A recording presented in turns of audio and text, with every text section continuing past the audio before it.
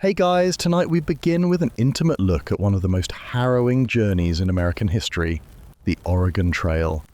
We'll trace the 2,000-mile wagon route that brought hundreds of thousands of settlers westward, but also claimed countless lives through disease accidents and the merciless realities of frontier travel.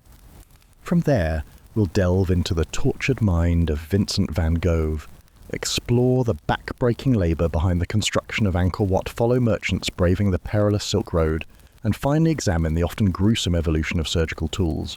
So before you get comfortable, take a moment to like the video and subscribe, but only if you genuinely enjoy what I do here. And let me know in the comments where you're tuning in from and what time it is for you. It's always fascinating to see who's joining us from around the world. Now, dim the lights, maybe turn on a fan for that soft background hum. And let's ease into tonight's journey together. 2,000-mile wagon journey. Imagine it's 1845 and you've just sold everything you own. Your farm in Missouri, your livestock, your furniture, all gone converted into a wagon, a team of oxen and supplies that are supposed to last your family for the next 6 months. Ahead of you lies a 2,000-mile journey across plains, mountains and deserts to a promised land you've only heard about in letters and newspapers. This is the Oregon Trail, and the harsh truth is that many of you listening right now wouldn't have survived it. The decision to embark on the Oregon Trail wasn't made lightly.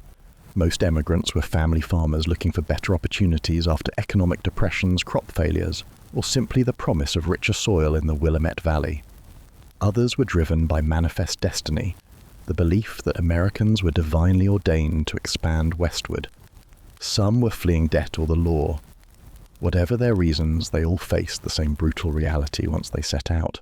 For most families, preparation took months.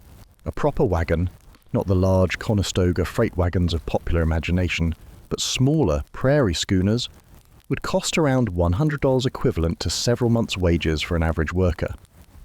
Oxen were the preferred draft animals, costing about $50 per pair, with most wagons requiring at least 3 pairs. Then came supplies: flour, bacon, coffee, sugar, salt, ammunition tools, medical supplies, extra wagon parts, and whatever precious household items could be justified by their weight. The financial cost was staggering, often requiring families to sell everything they owned. The emotional cost was even higher. Departing families knew they would likely never see their parents, siblings, or friends again. Children were torn from their schools, wives from their communities, husbands from their established trades. Letters might follow years later, if at all. This was a one-way journey into uncertainty. Even before the first mile, emigrants faced difficult choices about what to bring and what to leave behind. Family heirlooms, pianos, heavy furniture, all had to be abandoned.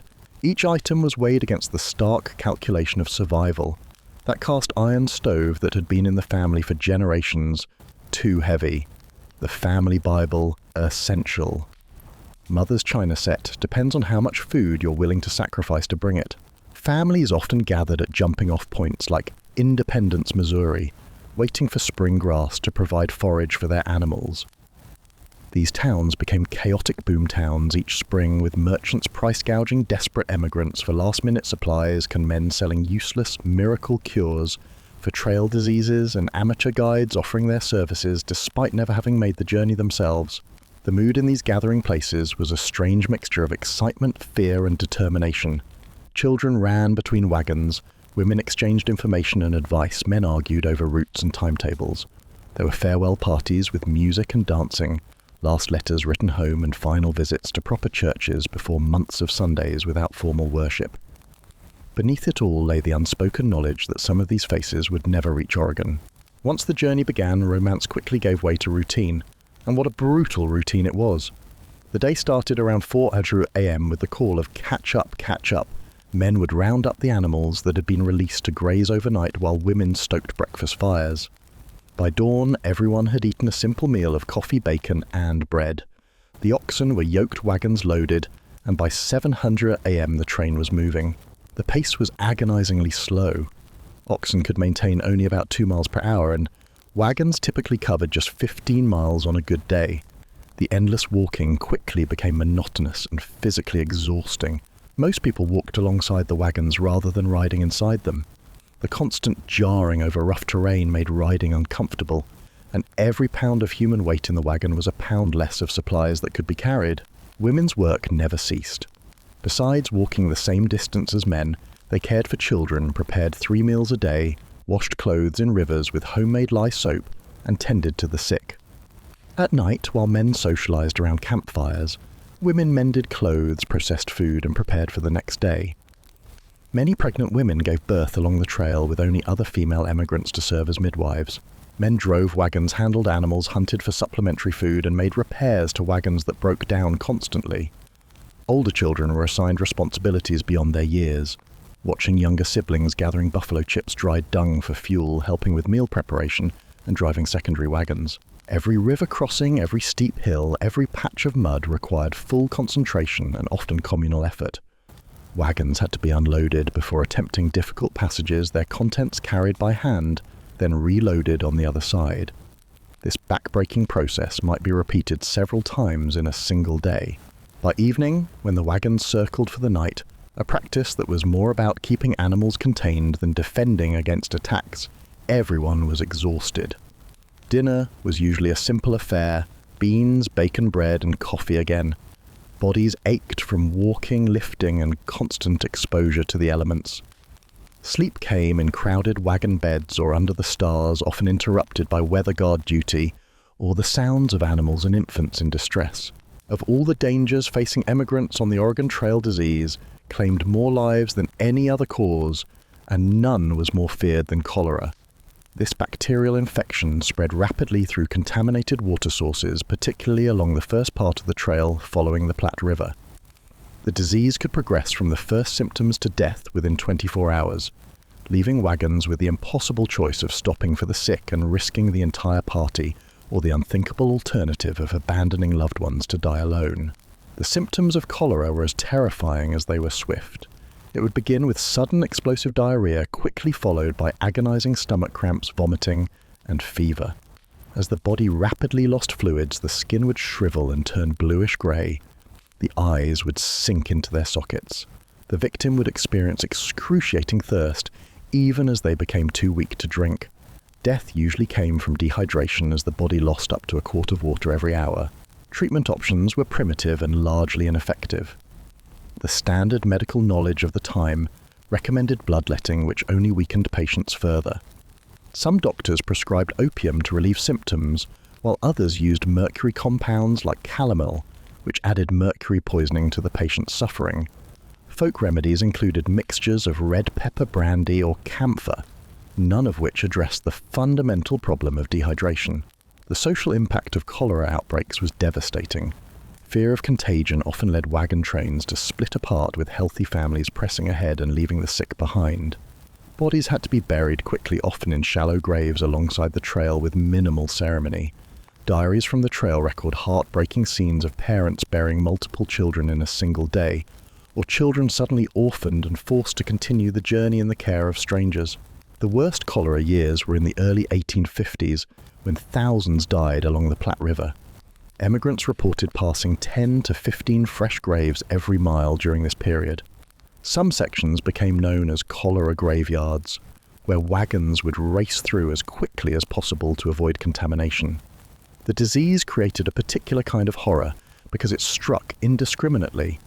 The young and strong were just as vulnerable as the elderly and frail. Perhaps most tragic was that emigrants often unknowingly contributed to their own suffering. Camping downstream from other wagon trains, using the same river for drinking water, disposing of waste, and washing clothes, all these common practices helped spread the bacteria. Without understanding germ theory, emigrants had no way of knowing that the clear, seemingly clean water could carry invisible death. If disease was the silent killer of the Oregon Trail, river crossings were its most dramatic dangers. The route west required crossing numerous waterways from the relatively placid Kansas River to the treacherous Columbia. Each crossing presented its own challenges, and a single mistake could mean the loss of property animals or human life in a matter of minutes. Major rivers like the Missouri, North Platte, Green, and Snake couldn't simply be forded. Wagons had to be partially disassembled, their contents unloaded, and carried across separately. The wagon box would be caulked with tar covered with canvas and floated across like a makeshift boat. a precarious process known as floating the wagon. Animals had to be swum across separately, often panicking in deep water and drowning despite handlers' best efforts. Smaller rivers presented different dangers. Quick currents could sweep away children or adults attempting to wade across. River bottoms could contain hidden holes or quicksand that would suddenly swallow a person or animal. Banks were often muddy and steep, causing wagons to slide backward into the water or tip over completely. Commercial ferries existed at some major crossings, but they were expensive and often had long waiting lines during peak migration seasons. A family might spend days camped beside a river, waiting for their turn to cross, losing precious time as supplies dwindled and the threat of early winter snows increased. Weather dramatically affected river conditions. A shallow, easily fordable stream could transform into a raging torrent after spring rains. Emigrants sometimes spent weeks camped beside flooded rivers waiting for water levels to drop. Others impatient to continue attempted crossings in dangerous conditions with catastrophic results. The loss of life at river crossings was substantial. Diaries describe entire families drowning when wagons overturned in deep water.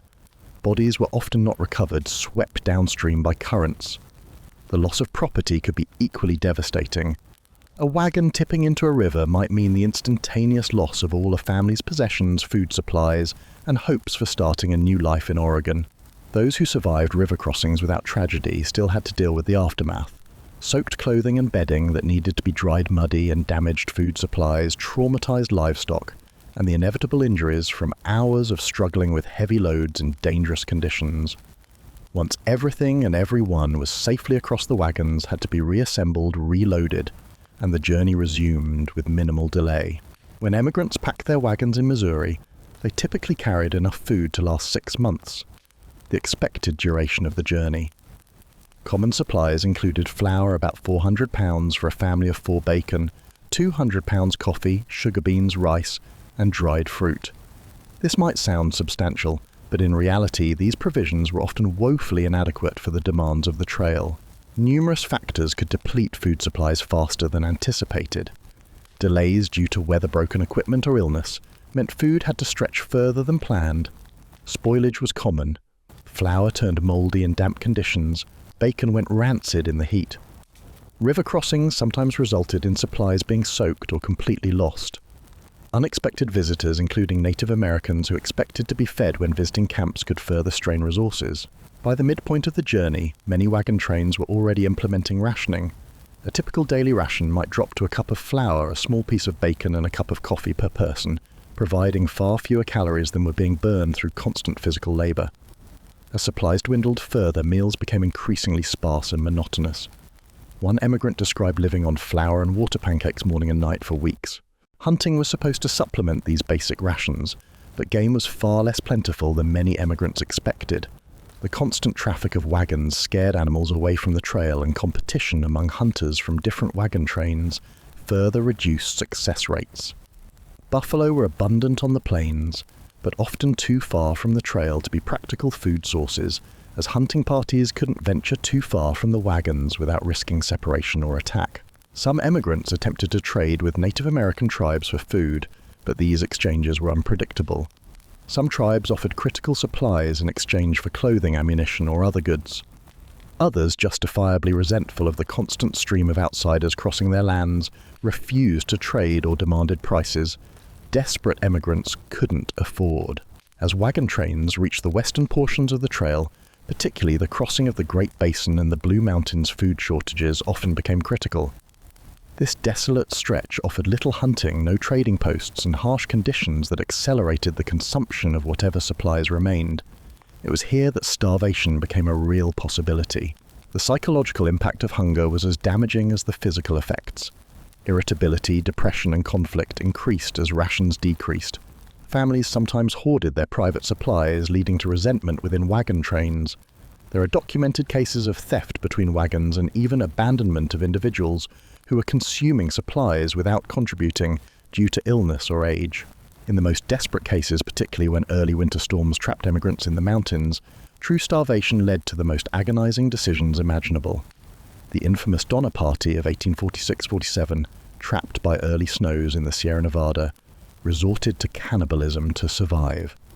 While this extreme case was exceptional, it represented the worst fear of every hungry emigrant watching their supplies dwindle as the mountains loomed ahead.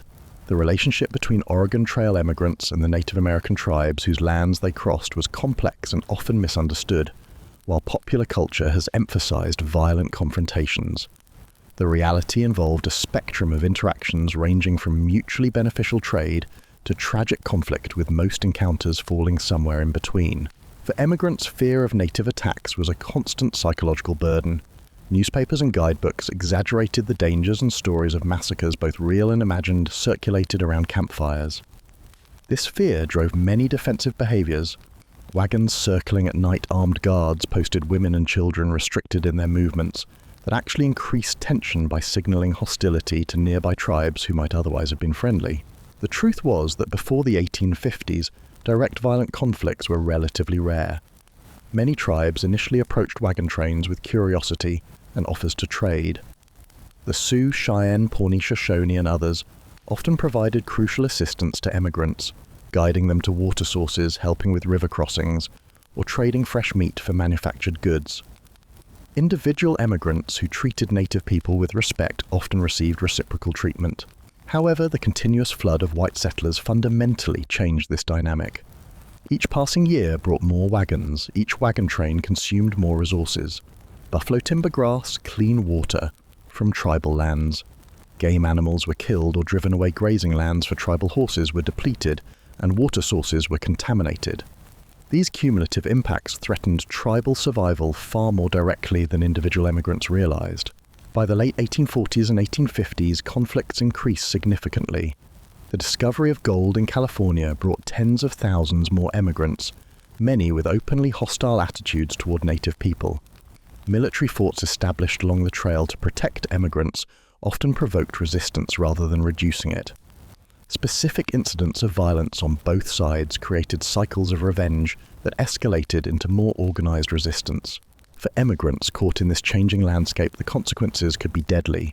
Attacks on wagon trains, though still statistically rare compared to deaths from disease or accidents, increased in frequency and intensity. These typically involved small parties, separated from larger wagon trains, or trains that had violated tribal territory in particularly egregious ways. Arrows, gunfire, and burning wagons feature prominently in survivor accounts. Even without direct violence, native emigrant interactions could be tense and frightening for both sides. Cultural misunderstandings abounded. Tribes expected gifts when emigrants passed through their territories, not out of greed, but as a traditional diplomatic recognition of permission to cross tribal lands.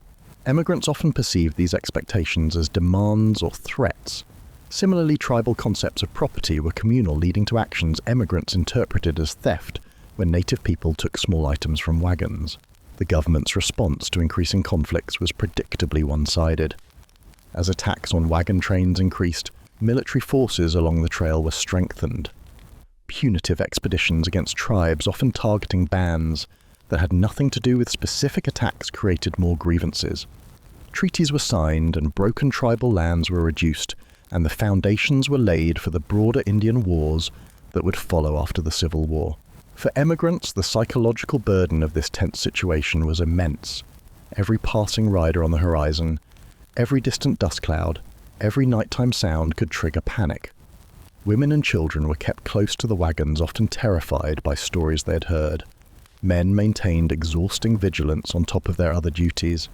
Even friendly encounters left emigrants anxious and uncertain. By the time the Oregon Trail had reached its peak usage in the 1850s, what had begun as an opportunity for cross-cultural exchange had devolved into one of America's great tragedies. The trail cut a path not just across the physical landscape, but through centuries of native culture and survival. For emigrants focused on their own immediate survival, this larger context was largely invisible, but its consequences would shape the American West for generations. If the Oregon Trail had a defining characteristic beyond hardship, it would be the unpredictability of weather.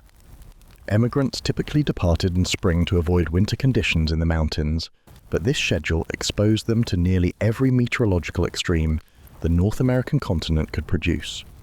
From the drenching rains of early spring to the scorching heat of summer to the early blizzards of fall, weather was a constant adversary. Spring departures meant facing the rainy season on the plains. Wagons bogged down in mud could lose days or even weeks of precious travel time. The heavy wooden wheels cut deep ruts that filled with water, creating quagmires that required doubling or tripling up teams of oxen to extract each wagon. Constant rain meant clothing and bedding remained perpetually damp, leading to respiratory illnesses, rheumatism, and general misery. Rivers swollen with spring runoff became impassable torrents, forcing wagon trains to camp on their banks until water levels dropped. As trains progressed westward into summer rain gave way to a different challenge: relentless heat. Crossing the plains and deserts during July and August meant temperatures regularly exceeding 100 degrees Fahrenheit, with no shade for protection. The prairie became an oven baking emigrants as they walked beside their wagons. Water sources grew scarce and stagnant. Wooden wagon wheels, dried by heat, shrank and the iron tires loosened, requiring repairs at the worst possible moments. Heat brought other dangers as well. Prairie fires could race across the grasslands with terrifying speed, driven by wind and fueled by dry vegetation. Wagon trains, caught in the path of these fires, faced a desperate race to reach natural fire breaks like rivers. Those who couldn't reach safety sometimes attempted to start backfires or desperately cleared vegetation around their wagons, creating a defensive perimeter that might be jumped by flames anyway. Thunderstorms on the plains were another weather hazard that modern people accustomed to sturdy buildings can barely comprehend. Massive lightning storms swept across the open country with no warning. Lightning strikes killed emigrants and livestock, sometimes igniting the very prairie fires they feared. Hail the size of hen's eggs pummeled wagons, broke canvas covers, and injured anyone caught outside shelter. The accompanying winds could tear away tents, scatter loose supplies, and even overturn lightly loaded wagons. Perhaps most terrifying were the tornadoes that periodically swept across the plains. Diaries describe watching helplessly as these cyclones approached with no recourse but to unhitch animals and lay flat on the ground, hoping the funnel would change direction. One 1850 account describes a tornado that lifted a loaded wagon clean off the ground, carried it 50 feet, and dropped it in broken pieces. As wagon trains reached higher elevations in Wyoming and Idaho, summer heat gave way to the threat of early snow. Mountain weather could change within hours, with sunny mornings turning to blizzard conditions by afternoon. Many emigrants, having suffered through heat for months, were ill-prepared for freezing temperatures. Hypothermia claimed lives even in what should have been early fall. Animals struggling to find forage in snow were weakened precisely when they needed strength to pull wagons up mountain passes. The most notorious weather disaster on the trail occurred when early snows trapped the Donna Reed Party in the Sierra Nevada mountains during the winter of 1846-47. Unable to proceed or return, the party set up makeshift camps as supplies dwindled. Of the 87 emigrants trapped by snow, only 48 survived to reach California, many resorting to eating the dead to stay alive themselves. While this extreme case was unusual, it represents the ultimate consequence of the trail's weather-related dangers. Even without such extreme outcomes, weather took a cumulative toll on emigrants' bodies and spirits. Constant exposure to elements aged people beyond their years. Skin turned leathery from sun joints, ached from cold and damp, and lungs became sensitized to dust and pollen. The psychological strain of never feeling comfortable, never being truly dry or truly cool, never sleeping without one ear tuned to changing winds wore down even the strongest constitutions. Beyond the dramatic dangers of disease, starvation, and conflict, the Oregon Trail claimed countless lives through mundane accidents that would be merely inconvenient in civilized settings but proved fatal in the wilderness. The trail was essentially a moving industrial workplace with no safety regulations, no medical facilities, and no margin for serious error. Wagon accidents were commonplace. These heavy vehicles could easily tip over on steep inclines or while fording rivers. When a fully loaded wagon weighing thousands of pounds overturned, anyone caught underneath would be crushed instantly. Children were particularly vulnerable as they might be playing on or around wagons when they shifted unexpectedly. Emigrants described the sickening sound of bones breaking under wheels as one of the trail's most haunting memories. Firearms caused another category of devastating accidents. Nearly every wagon carried at least one rifle or shotgun for hunting and protection. In the close quarters of camp life with exhausted people, handling loaded weapons, accidental discharges were common. Guns might fire when dropped when caught on wagon parts, or when curious children explored them during parents' moments of inattention. Gunshot wounds, even if not immediately fatal, usually led to infection and death in the pre-antibiotic era.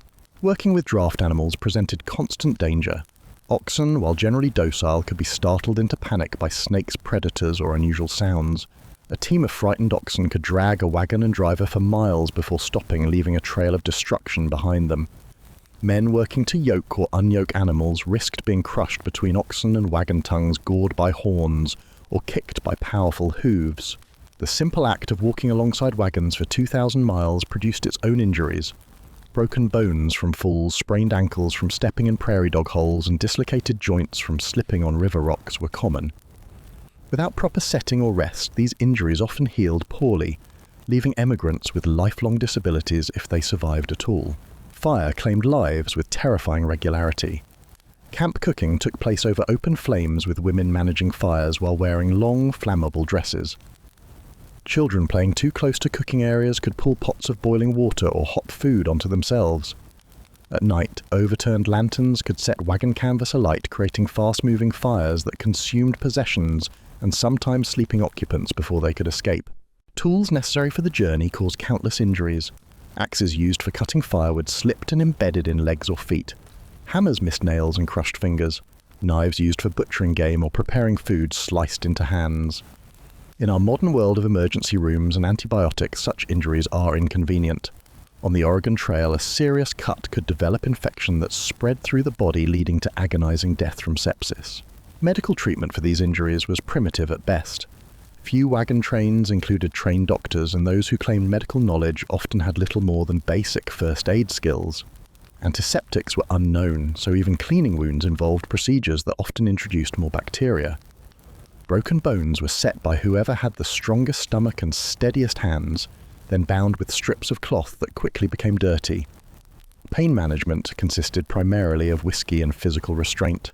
For severe injuries, the wagon train faced an impossible choice. Stopping to allow proper healing meant consuming limited supplies and risking arrival in Oregon after winter began. Continuing meant the injured person would be subjected to constant movement over rough terrain, preventing healing and often worsening their condition. This brutal calculation led to many preventable deaths as wagons pressed on with severely injured members who might have recovered with proper rest. Perhaps most tragic were the psychological after-effects of accidents. Survivors carried not just physical scars, but the memory of loved ones crushed, burned, or otherwise killed before their eyes. Without counseling or even much time to process grief, emigrants had to continue the journey immediately after burying their dead. The psychological trauma accumulated with each mile, creating a generation of pioneers marked by what we would now recognize as PTSD. For children, the Oregon Trail was a bewildering mixture of adventure and horror, freedom and danger, growth and loss. Their experiences varied widely depending on age, gender and family circumstances, but all were forever marked by what they witnessed on the journey west. Very young children traveled with minimal understanding of the journey's purpose or dangers. Confined to wagons for safety, they experienced extreme boredom, punctuated by terrifying moments of crisis. Many became listless and withdrawn as the journey progressed, a psychological defense against constant disruption and change. Infants born on the trail had particularly high mortality rates, with many small graves marked simply baby boy or baby girl alongside the path. Children between the ages of 6 and 12 experienced the trail very differently. For them, the journey could be an exciting adventure when conditions were favorable. They explored new landscapes, collected unusual rocks and plants, spotted wildlife, and played improvised games around evening camps. This age group adapted more readily to the changing conditions and often maintained optimism that adults had long abandoned.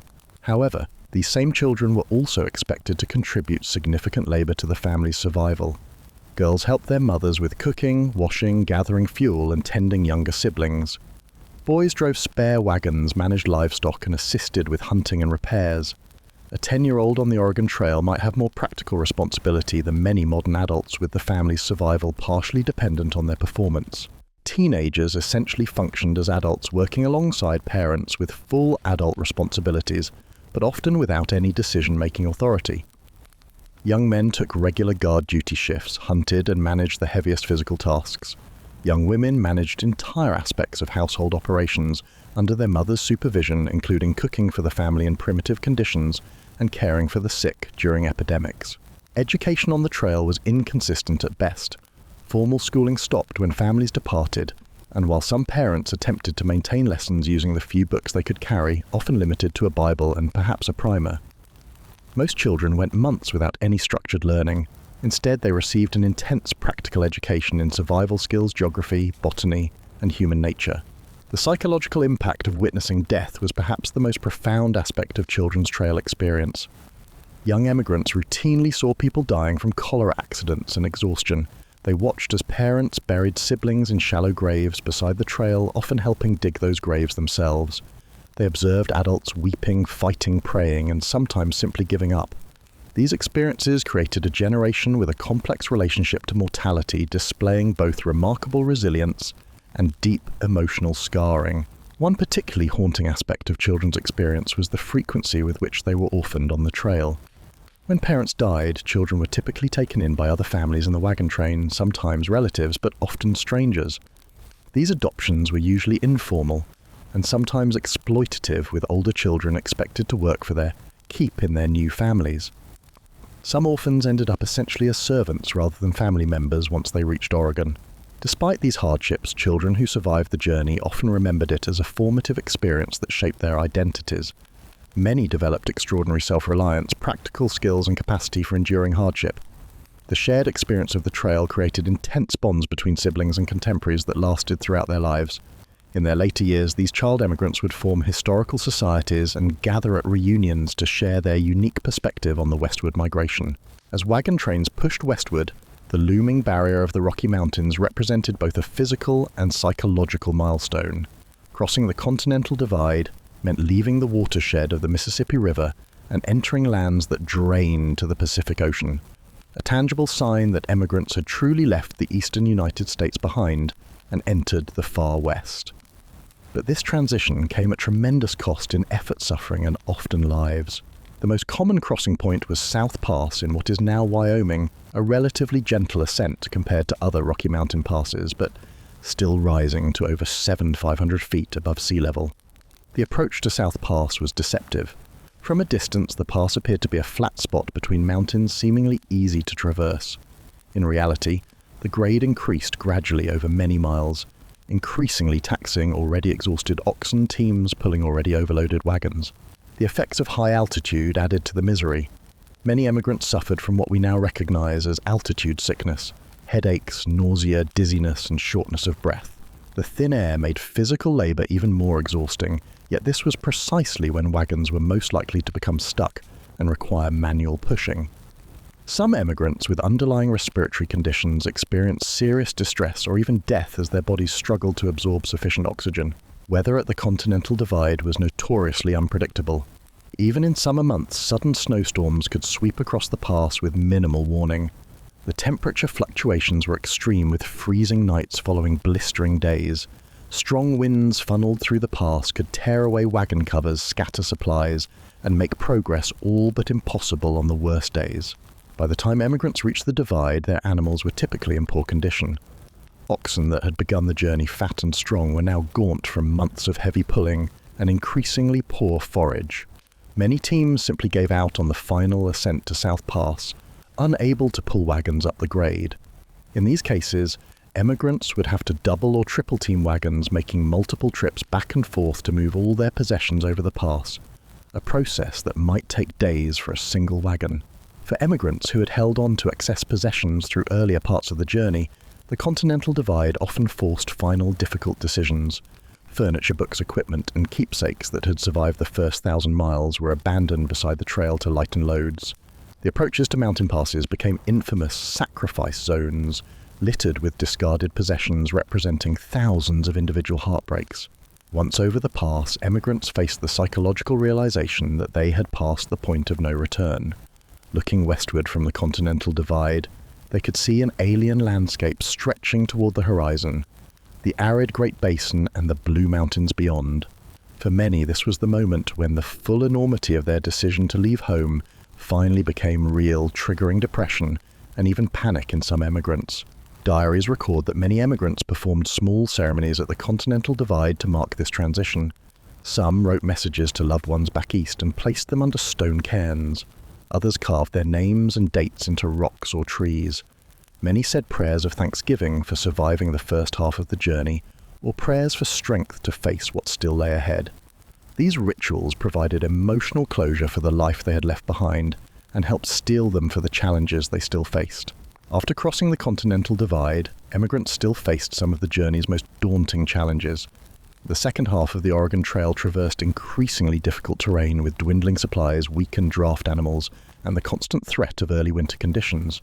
The Great Basin, stretching across modern Idaho and eastern Oregon, was a barren landscape of sagebrush and alkali dust. Water sources were scarce and often poisonous with natural mineral content that sickened both people and animals. The alkaline dust kicked up by wagon wheels created a corrosive cloud that irritated eyes, throats, and lungs, leading to breathing difficulties and chronic coughs that emigrants called mountain fever. By this stage of the journey, oxen were in terrible condition.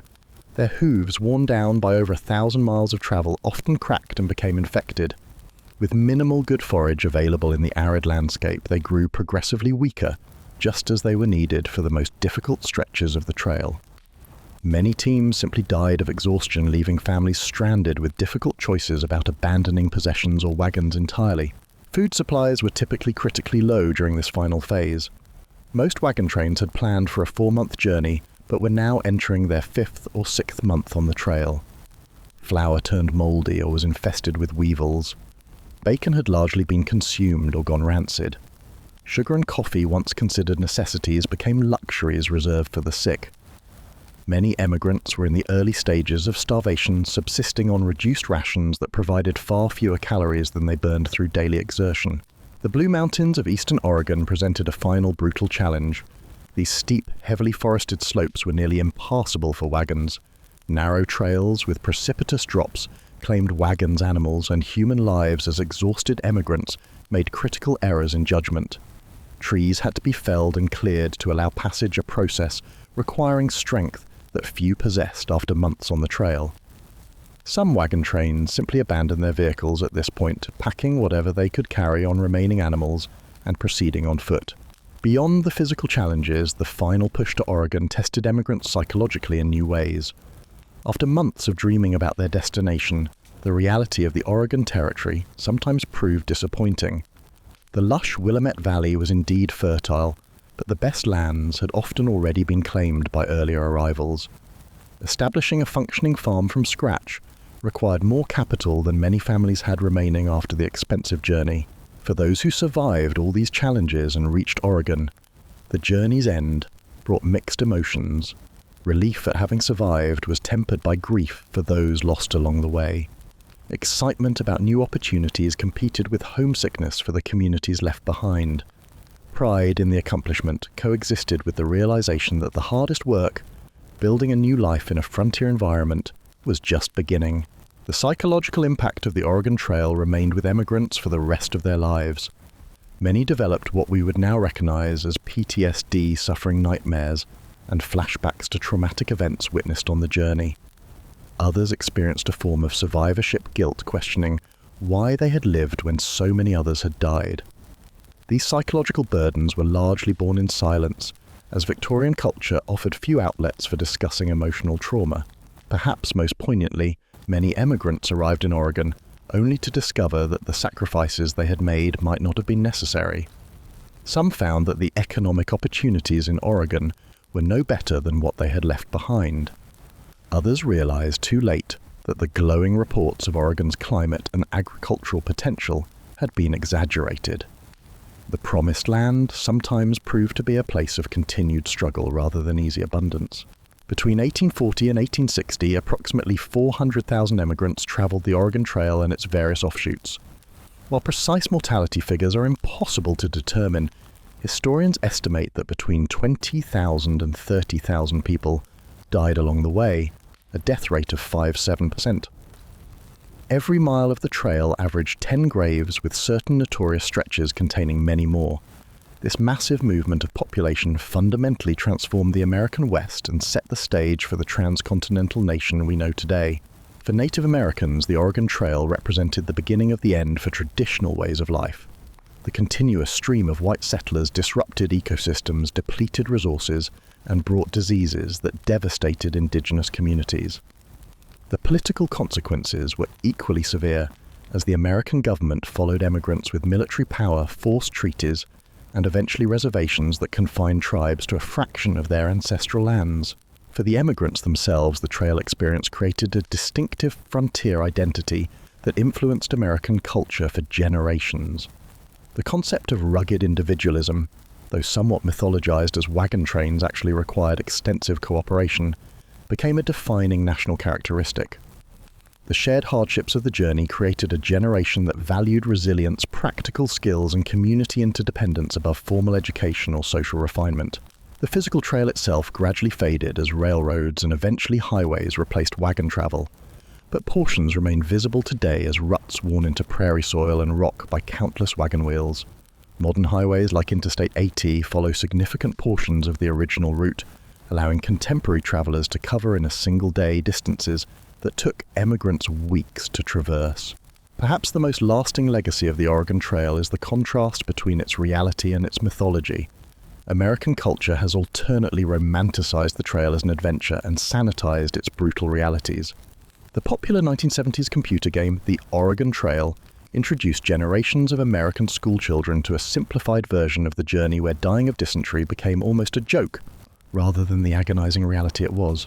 For those who made the journey, however, there was nothing romantic about it. It was a calculated risk taken out of economic necessity or religious conviction, a gamble with lives at stake and no guarantee of success. The Oregon Trail tested the limits of human endurance, broke countless bodies and spirits, and created both a nation and a national character forged in sacrifice. The simple words carved on countless trailside graves, "Gone to Oregon," contain within them stories of courage, desperation, and determination that defined an era of American history. Vincent van Gogh's mental struggles. In the quiet Dutch town of Zundert in 1853, a baby was born to a minister and his wife exactly 1 year after they had lost their first child, also named Vincent. This second Vincent would grow to become one of the most celebrated artists in human history, but he would never know this acclaim in his lifetime. Instead, Vincent van Gogh would experience decades of mental torment so severe that it would ultimately lead him to take his own life at age 37. His story is not just one of artistic genius, but of a mind at war with itself, struggling through conditions that modern medicine might have treated, but 19th century understanding could barely comprehend. Vincent's childhood gave little indication of the troubles that would consume his later years. He was a serious, thoughtful boy, somewhat withdrawn, but not abnormally so. He showed early aptitude for drawing, but no extraordinary talent that would have predicted his eventual artistic impact. What was notable, however, was an intensity of emotion that sometimes manifested in difficult behavior, stubborn fixations, mood swings, and periods of brooding isolation.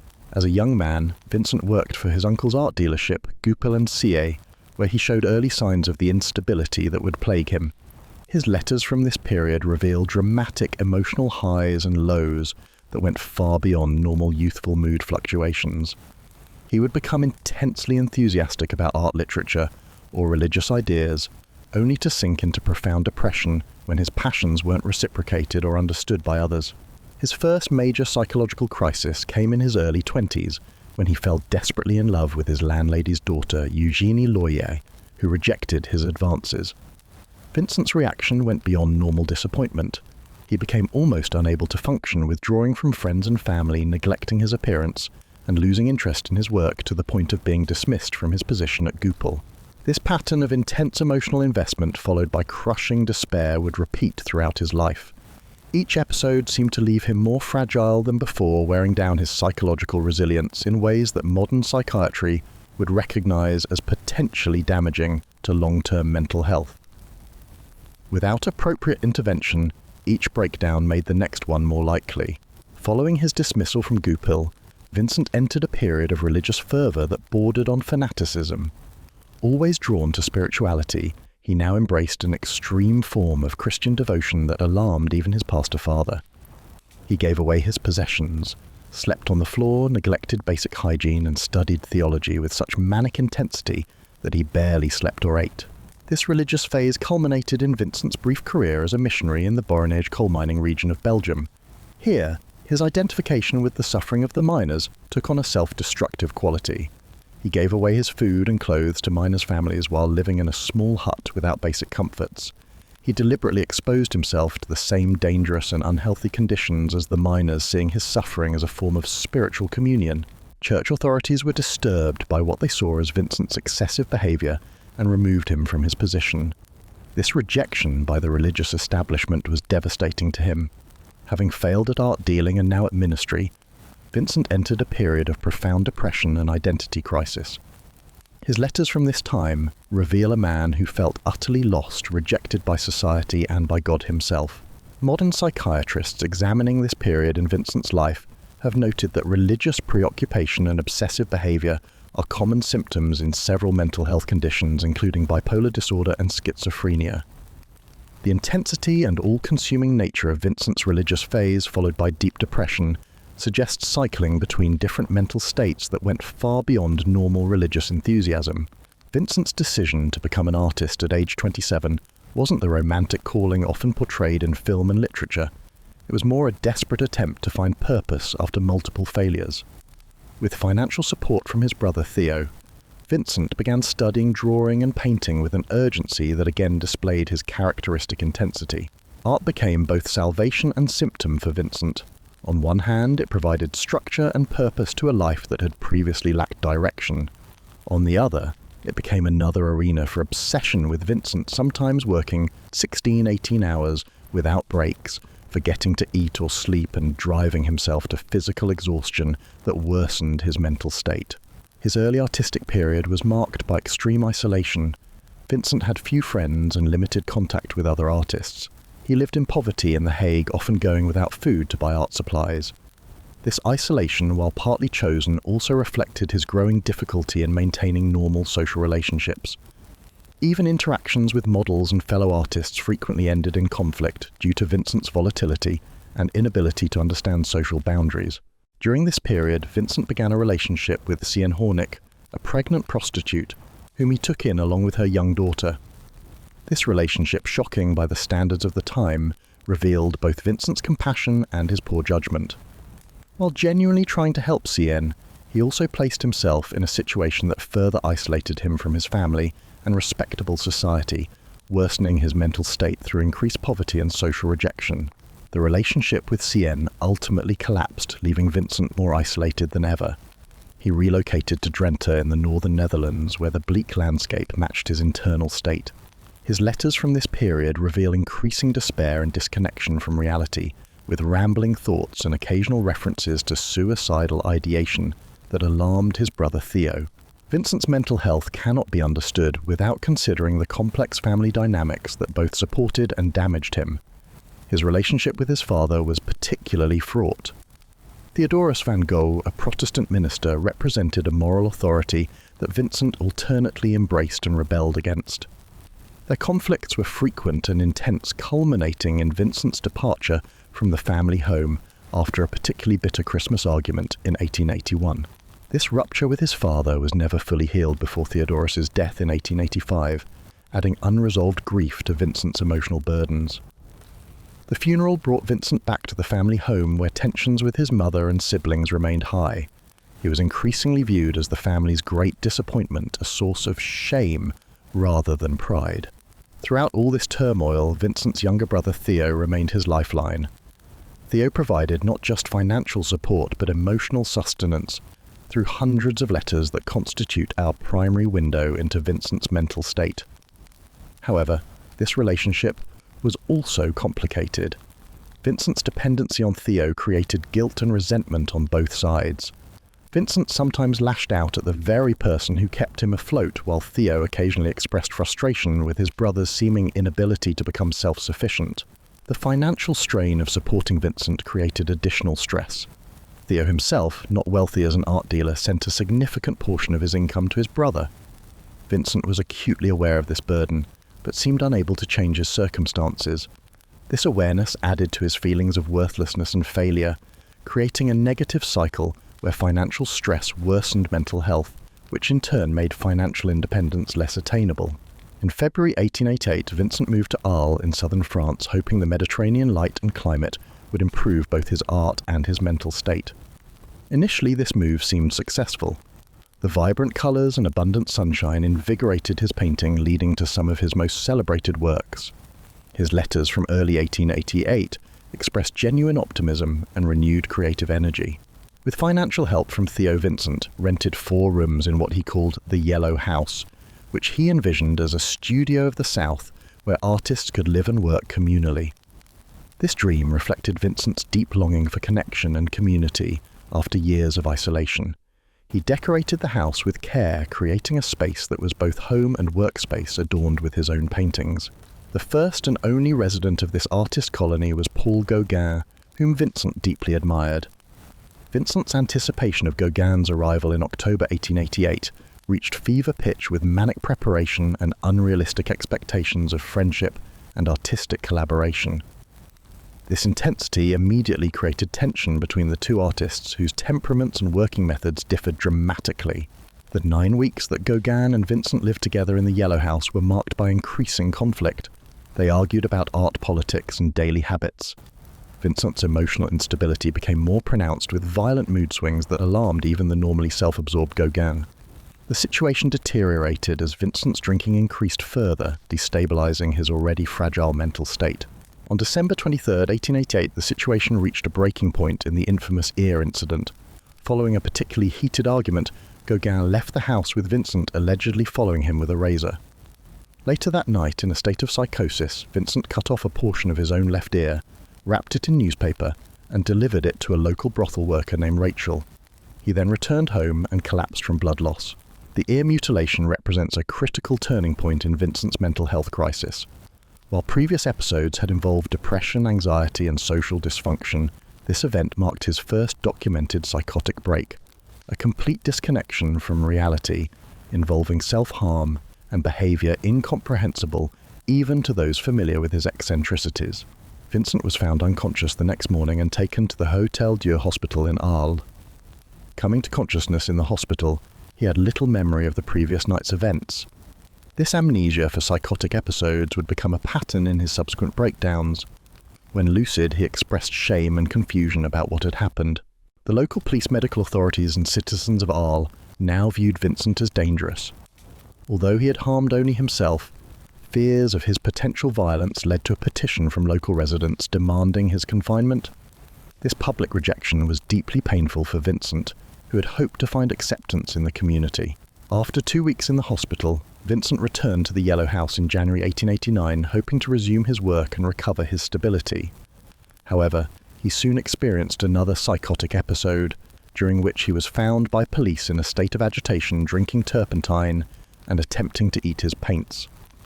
This second episode resulted in another hospitalization and made it clear that he could not safely live independently. The specific nature of Vincent's episodes has been the subject of much retrospective diagnosis.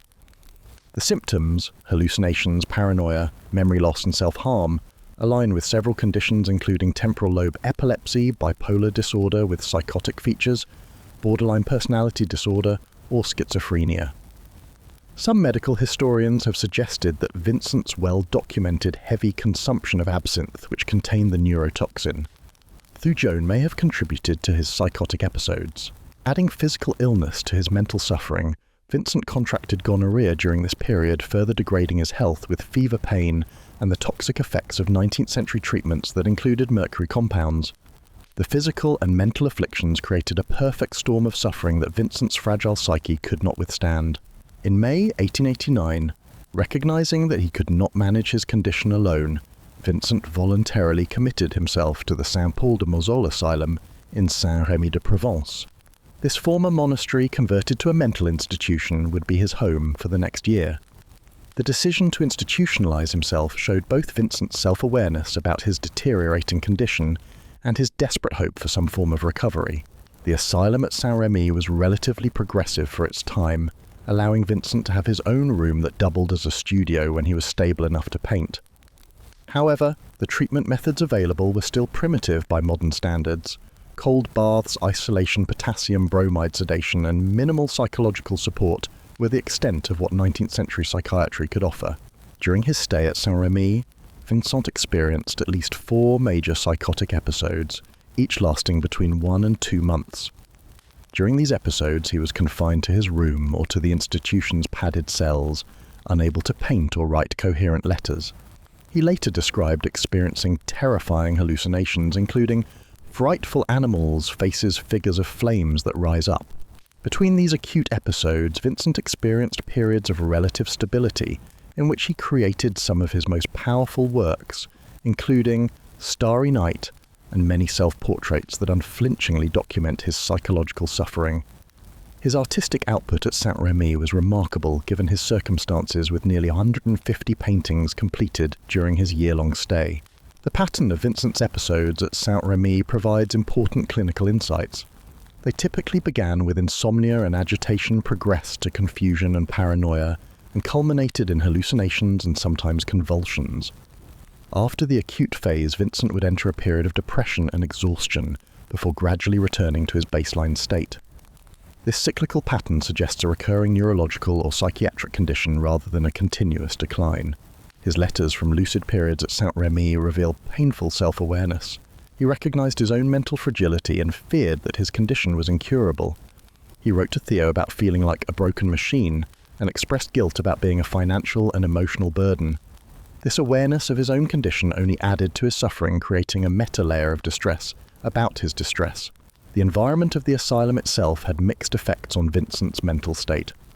While it provided safety and basic care during his worst episodes, it also exposed him to the suffering of patients with more severe conditions. He described fellow patients howling and shrieking through the night, creating an atmosphere of constant psychological stress, even during his stable periods. In May 1890, seeking better treatment and hoping to be closer to Theo Vincent, left Saint-Rémy and moved to Auvers-sur-Oise, a village north of Paris. There he came under the care of Dr. Paul Gachet, a physician who specialized in treating artists and had experience with mental illness. This move initially seemed positive, with Vincent establishing a good rapport with Gachet and finding the village's landscapes inspiring. This final period of Vincent's life was marked by extraordinary artistic productivity. In just over 2 months at Auvers, he created more than 70 paintings, working with feverish intensity, as if racing against his own deteriorating mind. The quality and emotional power of these final works show that his artistic capabilities remained intact even as his mental health declined. However, several factors converged to worsen Vincent's psychological state. Theo, who had recently married and had a son named Vincent after his uncle, was experiencing financial and health problems of his own. The art dealer's tuberculosis was worsening, and his position at Goupil and CAA had become precarious. Vincent's awareness of these problems intensified his feelings of being a burden to the brother who had supported him for so long. Additionally, Vincent's first and only professional success occurred during this period when art critic Albert Aurier published a laudatory article about his work, and one of his paintings sold at an exhibition in Brussels. Rather than providing satisfaction, this belated recognition seems to have increased Vincent's anxiety about living up to expectations and continuing to produce worthwhile art, despite his mental struggles. On July 27, 1890, Vincent walked into a field outside Auvers and shot himself in the chest with a revolver.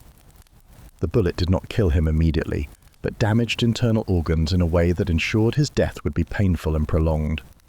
He managed to walk back to his room at the Auberge Ravou, where he was found by his landlord. Dr. Gachet was summoned, but the wound was beyond 19th century medical capability to treat. Theo rushed from Paris to his brother's bedside, where Vincent, between bouts of agony, reportedly said, "The sadness will last forever." He died 30 hours after shooting himself, with Theo holding him in his arms. His last words, according to Theo, were, "I wish I could pass away like this." In the century since Vincent's death, medical professionals have proposed numerous diagnoses to explain his mental condition.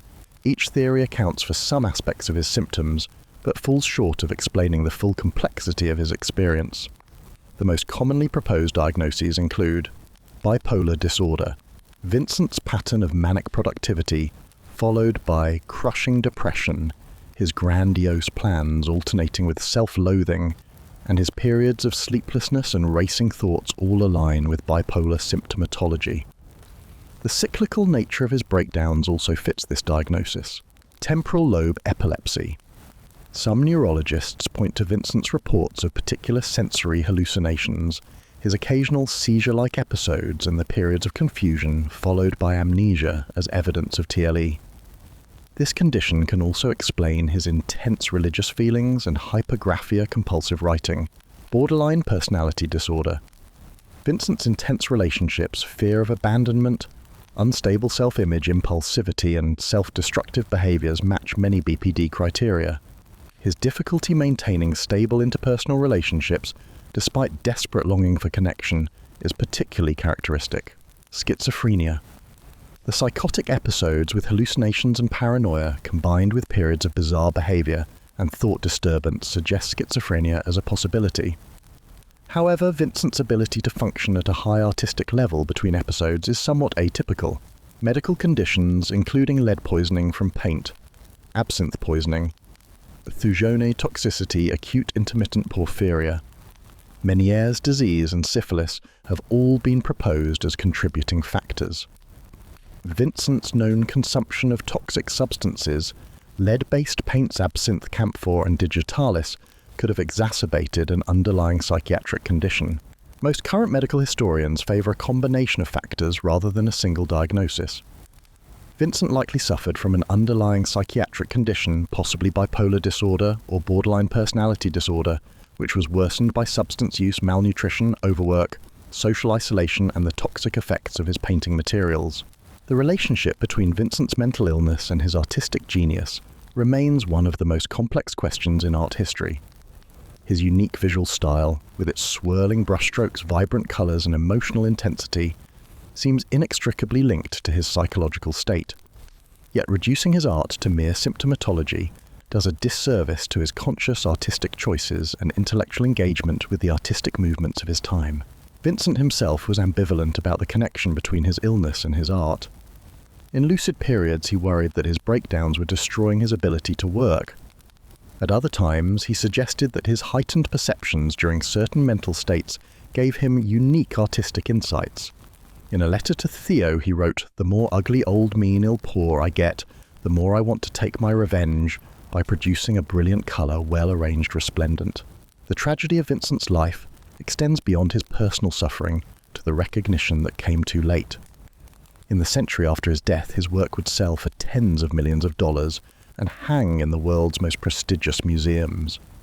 The artist who sold only one painting during his lifetime would become one of the most recognized and beloved painters in history, his Starry Night and Sunflower series becoming visual shorthand for artistic genius itself. Perhaps the most painful aspect of Vincent's story is the question of whether modern psychiatric treatment could have saved him.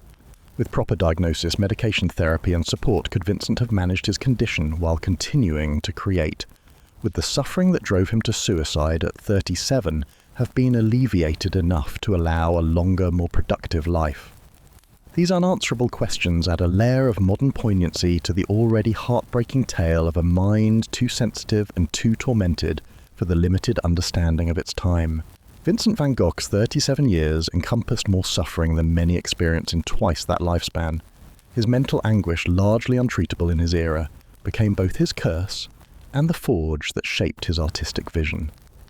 In his approximately 900 paintings and 100 drawings, created mostly in the last 2 years of his life, we see not just the work of a troubled mind, but the triumph of creative will over nearly unimaginable psychological pain, a testament to the resilience of human spirit in the face of conditions that would break most of us completely. Deep in the jungles of Cambodia lies a structure so vast, so intricate, and so perfectly aligned with astronomical bodies that it seems more the work of gods than humans. Angkor, Wat, the largest religious monument in the world, stretches across more than 400 acres, its 5 towers rising like mountains from the surrounding forest. But this architectural marvel came at an almost unimaginable human cost. The workers who built it didn't use modern machinery, or even basic technologies like the wheel. They used their backs, their hands, and often their lives to create a monument for a god-king whose power over them was absolute. Angkor Wat was commissioned in the early 12th century by King Suryavarman II, who ruled the Khmer Empire from 1113 to around 1150 CE. Unlike previous Khmer temples dedicated to Shiva Angkor, Wat would honour Vishnu reflecting Suryavarman's personal religious alignment, but the temple was more than a place of worship. It was a political statement, a demonstration of divine power and ultimately Suryavarman's own funerary temple. In Khmer cosmology, the king was not merely a political ruler, but a Deva Raja, a god-king who embodied divine authority on earth. This theological framework gave Suryavarman absolute power over his subjects. When he commanded resources for construction, it wasn't a request, but a divine mandate. Resistance wasn't just disloyalty, it was blasphemy. The scale of Suryavarman's vision was unprecedented. The main temple complex covers an area of nearly 200 acres, surrounded by a moat that adds another 200 acres to the site. The 5 central towers represent the 5 peaks of Mount Meru, the cosmic mountain at the center of Hindu and Buddhist cosmology. The entire structure is a physical representation of the Hindu universe, with concentric zones representing different celestial realms. Most remarkable is the temple's astronomical alignment.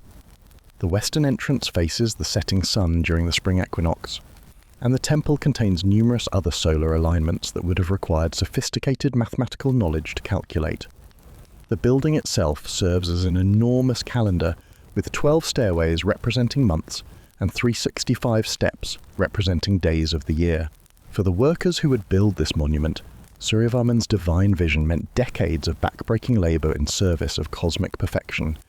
Every measurement, every carving, every stone had to be exactly right, not just for engineering stability, but for spiritual correctness.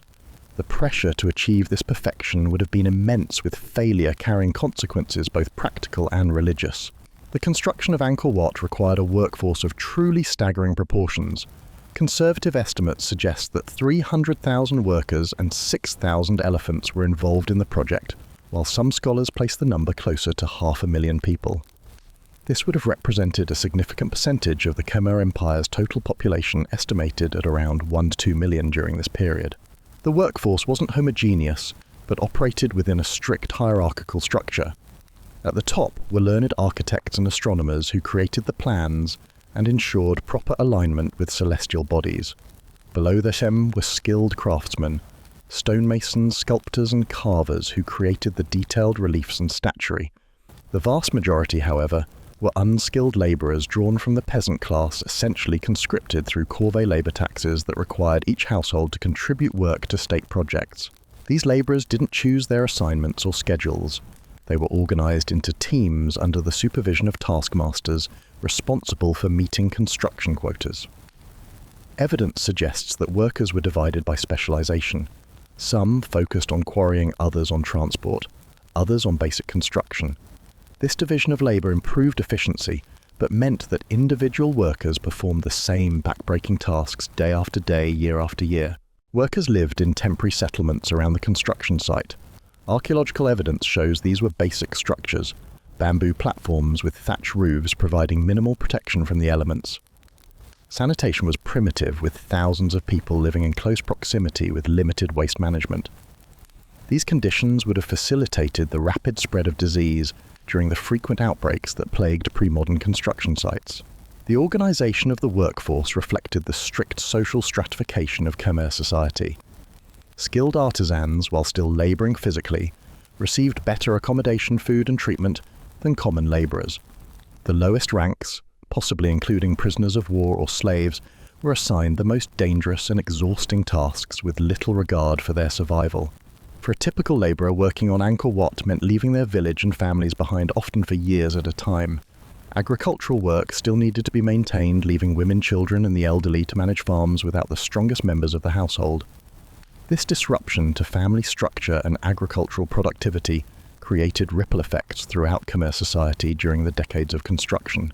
The sandstone blocks that form Angkor Wat's primary structure came from quarries in the Kulin Mountains, approximately 43 kilometers 27 miles from the temple site. This distance created the first of many nearly insurmountable logistical challenges facing the builders. Each block weighed between 1.5 and 3.5 tons, with some special blocks weighing up to 10 tons. The quarrying process was primitive and dangerous. Workers used iron chisels and picks to cut channels around stone blocks, gradually working them free from the living rock. Wooden wedges would be hammered into small holes, then soaked with water to expand and split the stone along natural faults. One wrong strike could shatter a nearly completed block, rendering weeks of work useless. Or worse, send stone fragments flying into workers with lethal force. The danger didn't end when blocks were successfully extracted. Maneuvering multi-ton stones down mountain quarries led to crushed limbs, broken bones, and fatal accidents. Workers used a combination of wood rollers, ropes, and pure human power to move stones to collection points. The inclines made this particularly treacherous, as a stone that broke free could accelerate uncontrollably, killing anyone in its path. Once quarried, the stones had to be transported to Angkor.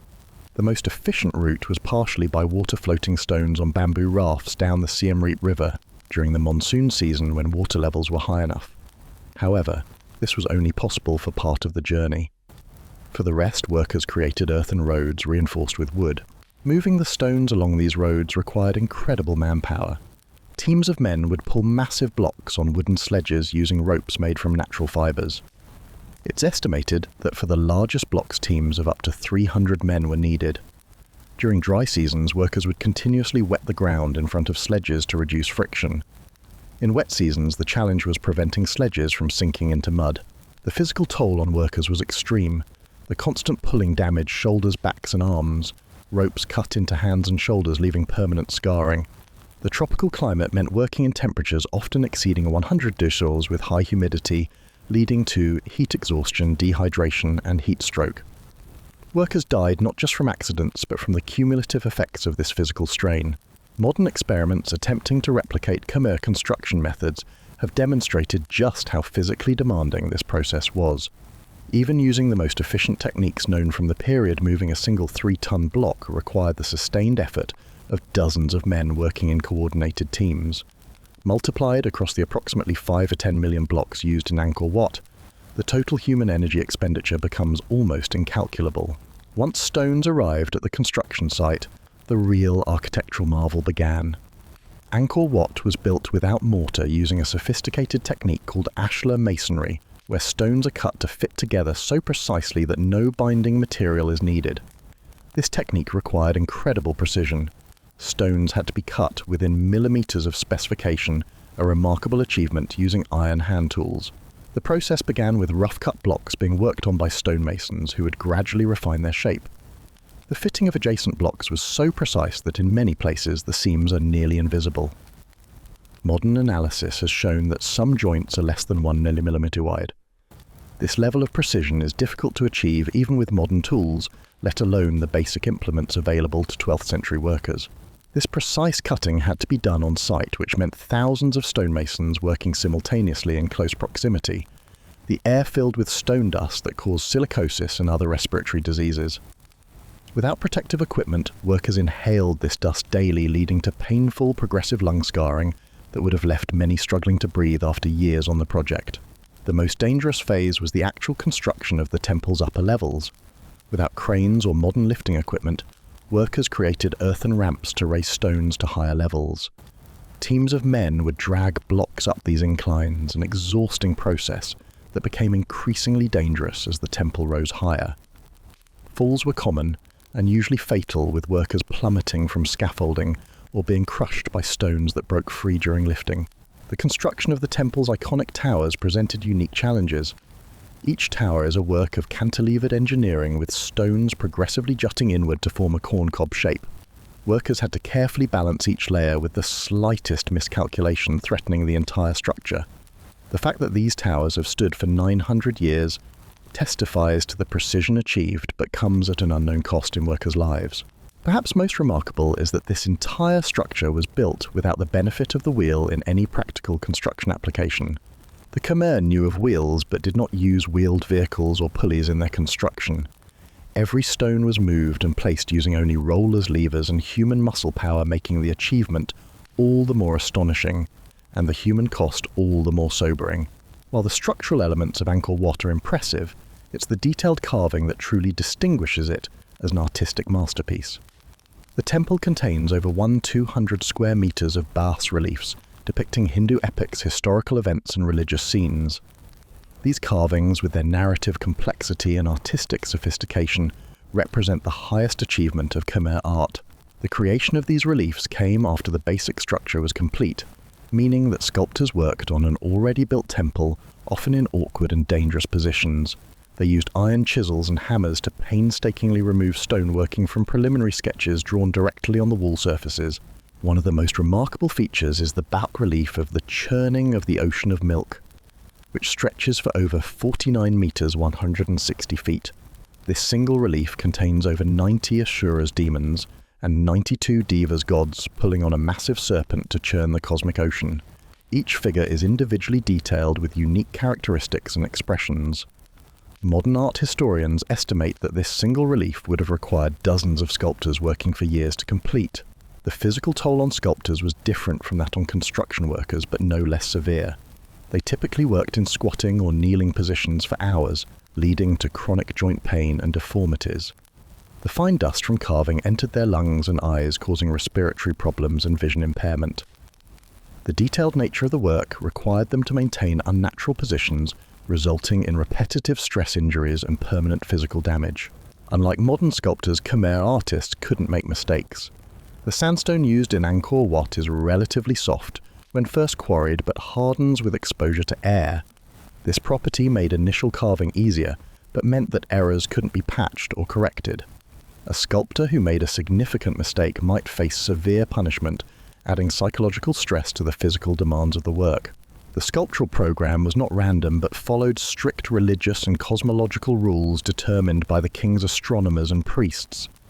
Each deity had to be depicted in precisely the correct posture with the proper attributes and in proper relation to other figures.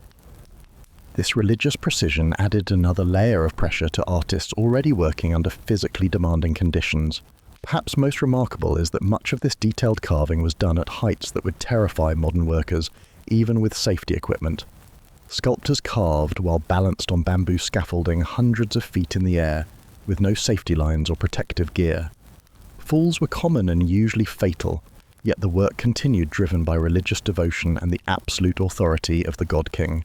The physical demands placed on Angkor Wat's builders required substantial caloric intake, but historical evidence suggests that workers' diets were barely adequate, even in good times, and potentially deadly during periods of scarcity. The Khmer Empire's agricultural base was rice supplemented by fish from Tonle Sap Lake, and limited quantities of vegetables and fruits. A construction worker performing heavy labour needs approximately 3,000 to 4,000 calories daily. Archaeological analysis of remains from the Angkor period suggests that the average labourer received considerably less than this, perhaps 2,000 to 2,500 calories daily.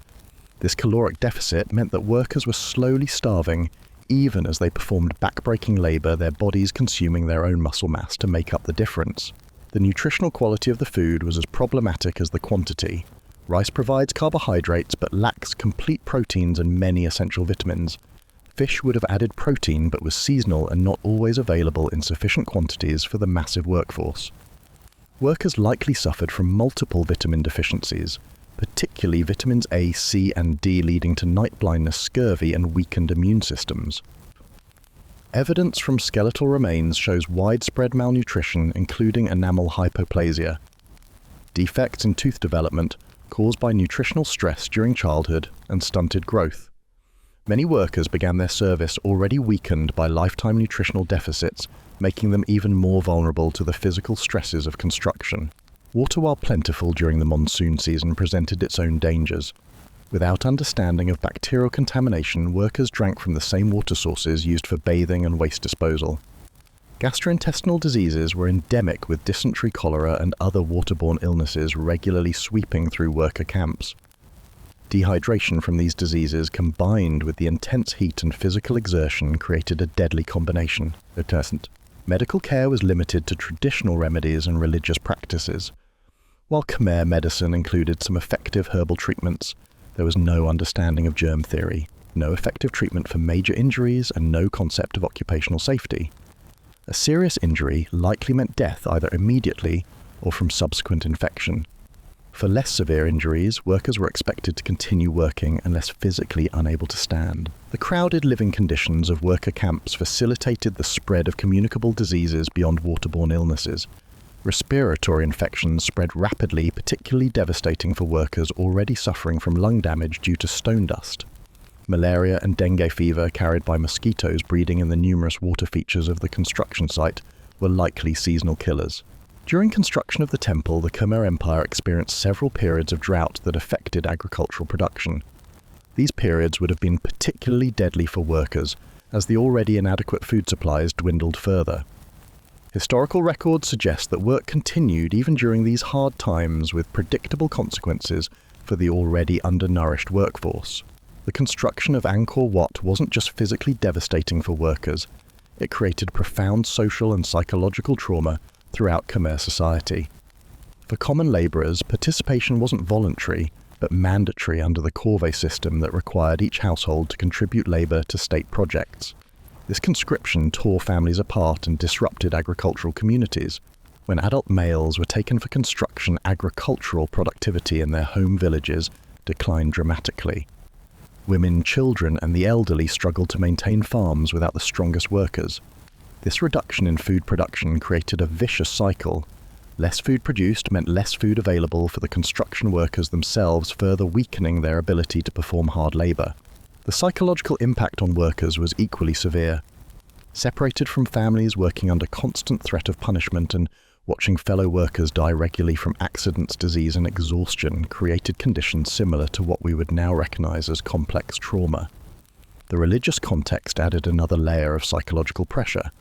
Failure wasn't just letting down an earthly supervisor, but potentially endangering one's spiritual standing. For skilled workers, the psychological burden took a different form. Stone carvers and sculptors faced the constant stress of needing absolute precision in their work. A single mistake after weeks of careful carving could result in punishment. This pressure, combined with the physical pain of their working conditions, created extraordinary mental strain with no outlet or relief. The strict hierarchical structure of Khmer society meant that workers had no mechanism to improve their conditions or escape their service. Resistance was unthinkable. The king's divine status meant that opposing his will was not just treason, but sacrilege. Historical records provide little evidence of organized resistance, suggesting that physical, psychological, and religious control was nearly complete. Perhaps most poignant was the knowledge that most workers would never see the completed temple. With construction spanning decades, many who began work on Angkor Wat died before its completion. They sacrificed their health, their family relationships, and ultimately their lives for a monument they would never see finished, a testament to the power of a religious belief and the absolute authority of the God King. The construction of Angkor Wat required not just the building of the temple itself, but the wholesale transformation of the surrounding landscape.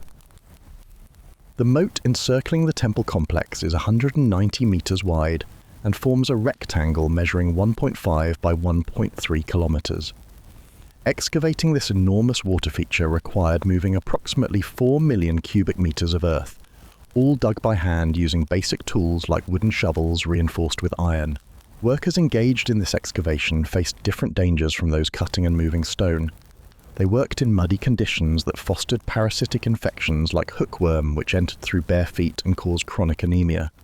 The standing water created ideal breeding conditions for mosquitoes, exposing workers to malaria and dengue fever. Collapsing earthen walls could bury workers alive, a risk that increased during the rainy season when soil became unstable.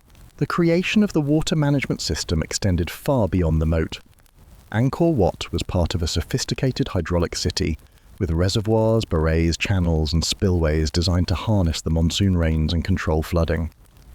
This system required continuous maintenance by a permanent workforce, meaning that even after construction was complete, workers continued to sacrifice their health maintaining the water system. The ecological impact of this construction was substantial. Forests were clear-cut to provide wood for scaffolding ramps and fuel. The massive quarrying operations in the Kulin Mountains permanently scarred the landscape. Soil erosion increased as natural vegetation was removed, potentially contributing to the eventual decline of the Khmer Empire centuries later. For workers involved in this environmental manipulation, the concept of workplace safety didn't exist. They waded through contaminated water, worked in unstable excavations, and cleared jungle with only the most basic tools. Bites from venomous snakes and insects were common, as were injuries from falling trees during clearing operations. The workers who created Angkor's water management system paid with their health and often their lives for the agricultural productivity it enabled. When Angkor Wat was completed around 1150 CE, it stood as the crowning achievement of Khmer civilization, a perfect fusion of religious devotion, artistic brilliance, and architectural innovation. Yet this achievement came at a cost almost beyond calculation in human suffering, with thousands dying during its construction and tens of thousands more bearing permanent physical and psychological scars. The monument outlived its creator. Suryavarman II died before the temple's completion, never seeing his vision fully realized. The temple that was built as his funeral monument and posthumous home ultimately became his true legacy, though not in the way he intended. While his military conquests and political achievements faded from memory, the temple endured as a testament to both divine aspiration and human suffering. For modern visitors, the sublime beauty of Angkor Wat creates a cognitive dissonance. The same precision carving that delights the eye represents hours of back-breaking labor by artisans working in painful positions. The perfect alignment with celestial bodies that demonstrates Khmer astronomical knowledge was achieved through the sacrifice of countless anonymous lives.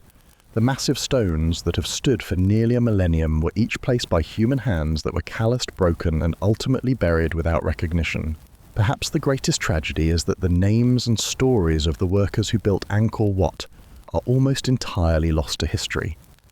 While the king who commissioned the temple and even some of the chief architects and priests are remembered, the hundreds of thousands who actually created it remain anonymous. Their individual sacrifices, their skills and their suffering are commemorated only collectively in the monument they left behind. Angkor Wat stands today as a UNESCO World Heritage Site recognized as one of humanity's greatest achievements. The millions of tourists who visit each year marvel at its beauty and scale, often without considering the human cost behind each carved panel and perfectly fitted stone. The temple is both a testament to human creativity and a monument to the suffering that has too often accompanied humanity's greatest works.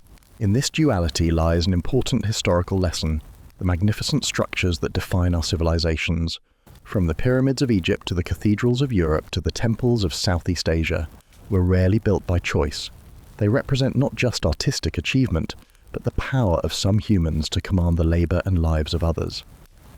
Angkor Wat's beauty is inseparable from this uncomfortable truth, making it not just an architectural marvel, but a complex ethical legacy that continues to challenge our understanding of human achievement. Chinese Silk Road merchants, 13 minutes. While modern travelers complain about cramped airplane seats and airport delays, the merchants who traveled the ancient Silk Road face challenges that make our worst travel nightmares seem trivial by comparison.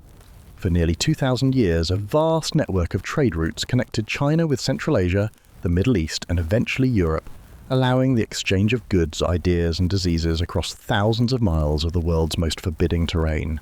The men who made this journey weren't romantic adventurers, but hard-headed businessmen gambling their lives and fortunes on the most dangerous commercial venture of the pre-modern world.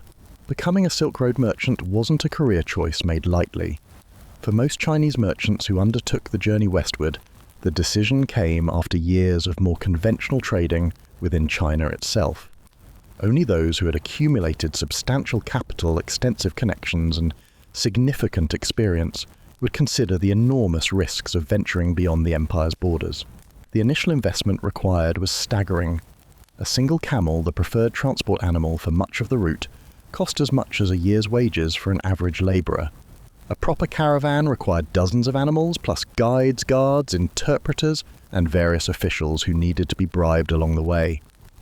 Before a merchant had travelled a single mile, he might have invested his entire family fortune in the venture. The decision to travel wasn't made individually, but as a family business strategy. Often younger members of established merchant families would be sent on Silk Road journeys while older relatives managed domestic operations. This created a generational apprenticeship system, but also meant that failure on the Silk Road could destroy not just an individual merchant, but an entire family's wealth and status. Preparation for a journey took months or even years. Merchants had to study reports from previous travelers, secure letters of introduction to foreign rulers and trading houses, learn at least rudimentary phrases in multiple languages, and familiarize themselves with the customs and religious practices of regions they would traverse. Ignorance of local traditions could be as deadly as any physical danger. Before departure, merchants typically visited temples to make offerings for safe travel and consulted various divination methods to determine auspicious dates for their journey. They would prepare wills and succession plans for their businesses, knowing that the odds of returning safely were far from certain. Some estimates suggest that as many as 1/3 of merchants who set out on Silk Road journeys never returned to China. The psychological preparation was perhaps most difficult. Merchants knew they were leaving behind the relative safety and cultural familiarity of China for years at a time. They would miss births, deaths, and marriages in their families. They would spend vast periods in regions where they were obvious outsiders, often viewed with suspicion or hostility. This knowledge created a distinctive mindset, part fatalistic, part opportunistic, that characterized successful Silk Road traders. The eastern portion of the Silk Road required merchants to confront one of Earth's most intimidating landscapes, the Taklamakan Desert. Its name in the local Uyghur language translates roughly as place of no return, or once you go in, you never come out. An apt description for a 600-mile expanse of shifting sand dunes with virtually no water or vegetation. Traversing the Taklamakan meant travelling along its edges following oasis towns that formed a tenuous lifeline around the desert's perimeter. These oases were often days apart, requiring careful water management and perfect navigation. A miscalculation in either could mean death by dehydration, with the desert preserving the desiccated remains of failed caravans as warnings to those who followed. Beyond the Taklamakan lay the mountain ranges of Central Asia, the Pamir, Tian Shan, and Hindu Kush. These weren't just tall mountains, but entire systems of peaks, many exceeding 20,000 feet in elevation. Crossing them required navigating narrow trails along cliff faces where a single misstep meant death. Avalanches regularly buried entire caravans. In winter, these passes were completely impassable, forcing merchants to time their journeys with precise seasonal awareness. The mountains created their own weather systems, with conditions changing from clear skies to blizzards within hours. Merchants regularly froze to death despite their preparations. Those who survived the cold still faced the physical effects of high altitude. Headaches, nausea, dizziness, and confused thinking at precisely the moments when mental clarity was most needed for navigating treacherous paths. After the mountains came the steppes of Central Asia, where extreme temperature fluctuations were the primary challenge. Summer temperatures could exceed 120 degrees to 49 degrees, while winter brought conditions below 40 degrees. These swings could occur within the same region during different seasons, meaning merchants had to carry clothing and equipment for both extremes, further burdening their animals. Water remained a constant concern throughout the journey. Desert sections offered almost none, while mountain streams often contained minerals or parasites that caused debilitating intestinal diseases. Merchants learned to recognize signs of safe water sources and carry purification methods such as tea bricks, which would be boiled with water to kill pathogens and improve flavor, providing both hydration and a valuable trade good. Animal management constituted another major challenge. Camels, the preferred transport for desert sections, were temperamental animals that required specialized knowledge to manage effectively. They could survive without water for remarkable periods, but were vulnerable to numerous diseases and could die suddenly from improper loading or feeding. Horses used in steppe regions offered speed, but required regular water and high-quality fodder that was often unavailable. The logistical complexity of maintaining animal health while maximizing cargo meant that many merchants employed specialized camel handlers and horse managers. These essential personnel added to the expedition's cost, but could mean the difference between success and catastrophic animal losses in harsh conditions. While natural dangers claimed many lives on the Silk Road, human predators were often more feared by merchants. Bandit groups operated throughout the route, particularly in mountain passes and desert approaches where caravans were most vulnerable. These weren't opportunistic thieves, but organized operations with intelligence networks that tracked valuable shipments and planned precise attacks. Bandits employed various strategies depending on the terrain. In narrow mountain passes, they might trigger rock slides to halt caravans before attacking from above. In open steppes, they relied on superior horsemanship to surround merchant groups. Some posed as guides or fellow merchants travelling alongside caravans for days before betraying them at the most vulnerable moment.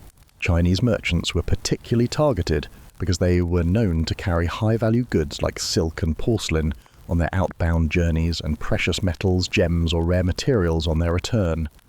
Their obvious foreignness in Western regions made them easily identifiable, and their unfamiliarity with local terrain put them at a disadvantage during attacks or escapes. Defense against bandits required significant investment.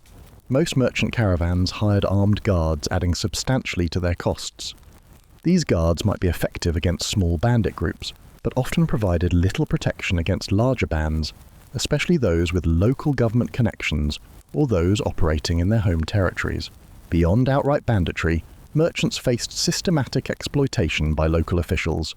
Corrupt administrators at city gates and border crossings demanded excessive taxes and inspection fees that were essentially institutionalized extortion. Refusing to pay could result in confiscation of goods, imprisonment, or being barred from markets where merchants needed to trade. These official demands were particularly dangerous because they were unpredictable. A crossing fee that was affordable on the outbound journey might be arbitrarily doubled on the return trip, leaving merchants without the necessary funds. This uncertainty required carrying substantial cash reserves, which in turn made merchants more attractive targets for thieves and bandits. Some regions along the Silk Road were controlled by local warlords whose protection rackets operated as a quasi-legitimate business. Merchants paid for armed escorts through dangerous territories, knowing that the very men protecting them might otherwise be their attackers. These arrangements were unreliable at best, with guards sometimes collaborating with bandits to split the spoils from caravans they were supposedly protecting. The legal status of foreign merchants added another layer of vulnerability. In many regions, they had limited or no legal rights. If robbed, they had little recourse to local justice systems. If accused of crimes themselves, often falsely, they might face summary punishment without meaningful trials. This legal precarity meant that merchants had to rely on informal networks, personal connections, and substantial bribes to secure even basic protections. For Chinese merchants, the challenge of conducting business across the Silk Road went far beyond physical dangers. They had to navigate a bewildering variety of languages, cultural practices, religious sensitivities, and business customs that changed with each region they entered. A gesture of respect in one area might be a grave insult in the next, with potentially deadly consequences. The linguistic challenges were enormous. A merchant traveling from China to the Mediterranean might need to communicate in Mandarin, Sogdian, Persian, Turkish Arabic, and various local dialects. Few merchants mastered all these languages, instead relying on interpreters who added to their costs and sometimes had their own agendas or limited competence.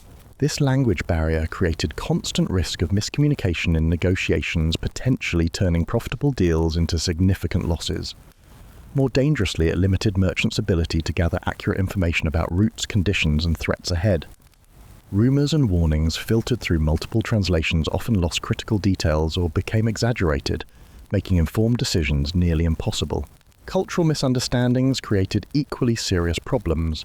Chinese merchants came from a Confucian tradition with specific concepts of propriety and business ethics that often clashed with Central Asian and Middle Eastern practices. Simple matters like appropriate greeting rituals, gift-giving protocols, or proper behavior during meals became potential minefields. Religious differences presented perhaps the greatest cultural challenge. Chinese merchants predominantly following Buddhism, Confucianism, or Taoism had to conduct business with Zoroastrians, Muslims, Christians, and various local religions. Each had specific prohibitions, required observances, and sacred dates that affected when and how business could be conducted. Muslim dietary restrictions. Jewish Sabbath observances or Christian holy days could halt trade completely in certain regions at certain times. Merchants who scheduled their journeys without awareness of these religious calendars might arrive at markets only to find them closed for religious observances, forcing costly delays or missed opportunities. Some regions required merchants to at least outwardly conform to local religious practices to conduct business safely. This might include participating in ceremonies showing proper respect to religious authorities, or temporarily adopting local dress and customs. For some Chinese merchants, these requirements created profound personal conflicts between commercial necessity and their own religious or cultural identities.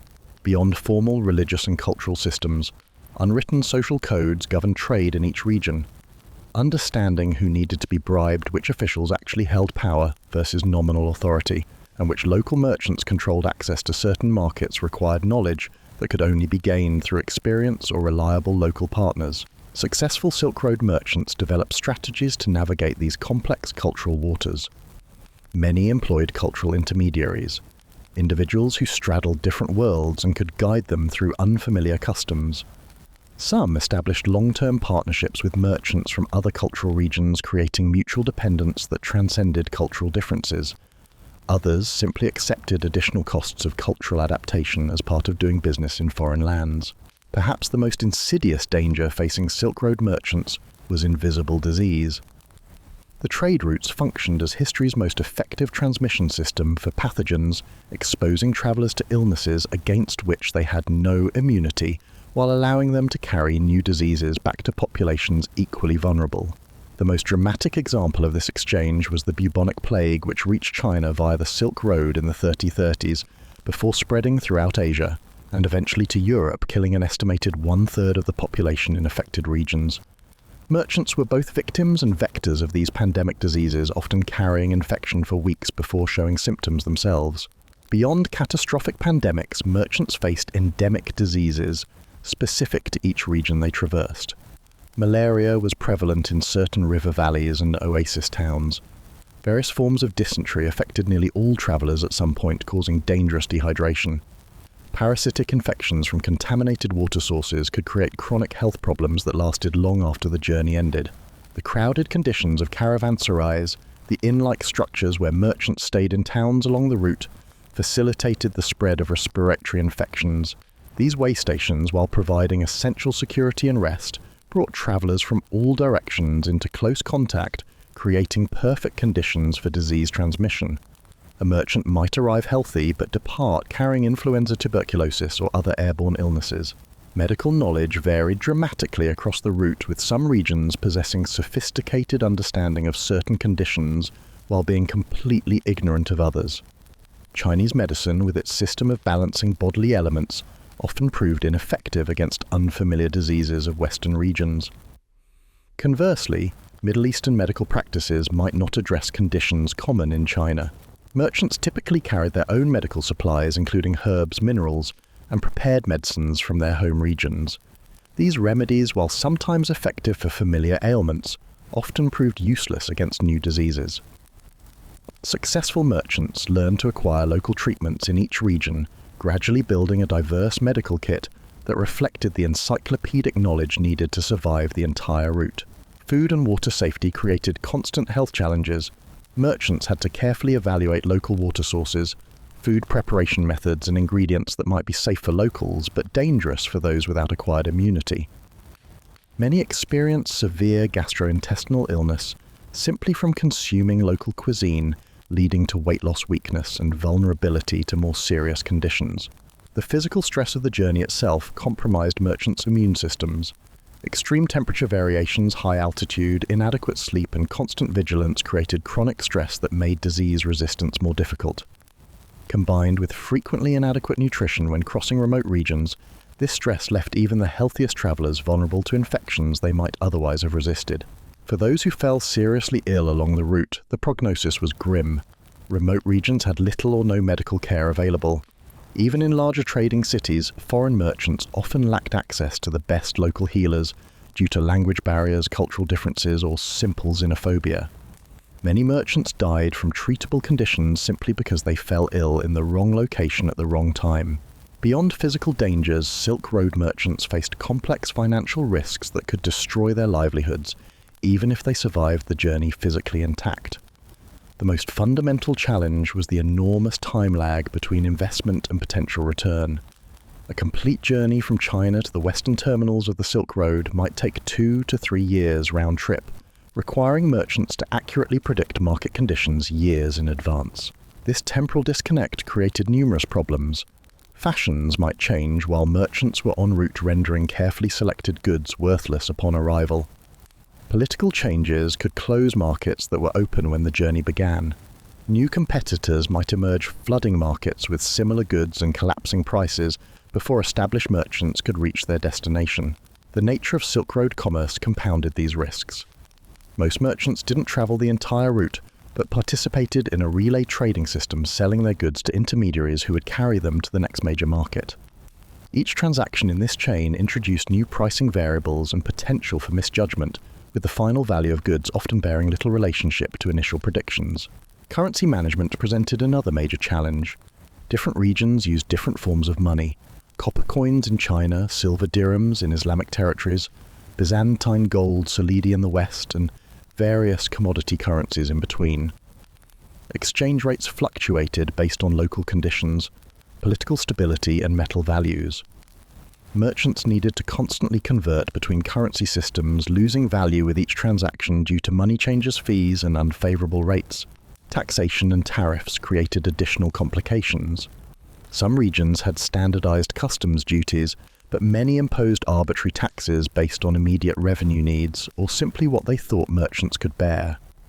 A caravan that had calculated its profit margins based on expected taxation might arrive to find rates doubled or tripled, instantly transforming a profitable journey into a loss. Contracts and agreements were difficult to enforce across political boundaries.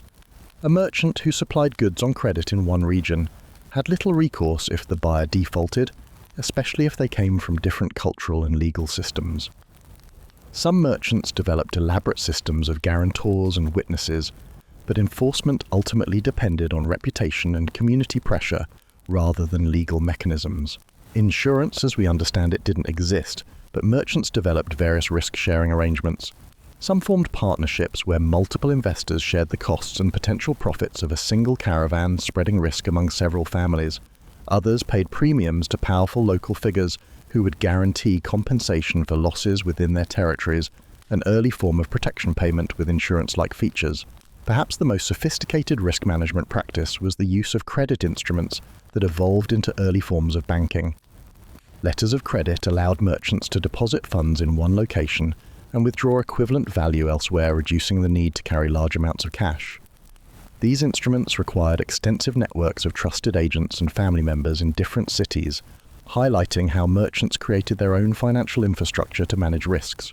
For Chinese merchants specifically, government attitudes toward international trade represented another layer of uncertainty. The imperial Chinese perspective on foreign commerce fluctuated dramatically between dynasties and even between different emperors within the same dynasty. A merchant who departed during a period of trade promotion might return to find new restrictions, taxes, or even outright bans on the goods they carried. Despite these challenges, the potential profits were enormous. A successful Silk Road venture could yield returns of 300 to 500% on the initial investment. Luxury goods like silk could be purchased in China for modest sums and sold in Western markets for many times their original value. These potential rewards continued to draw merchants into the risky trade despite the high failure rate and constant dangers. The men who chose the life of a Silk Road merchant developed distinctive psychological characteristics that helped them survive and sometimes thrive under conditions that would break most modern individuals. Understanding this mindset provides insight into how these extraordinary individuals functioned in some of history's most challenging circumstances. Successful merchants cultivated a balance between calculated risk-taking and prudent caution.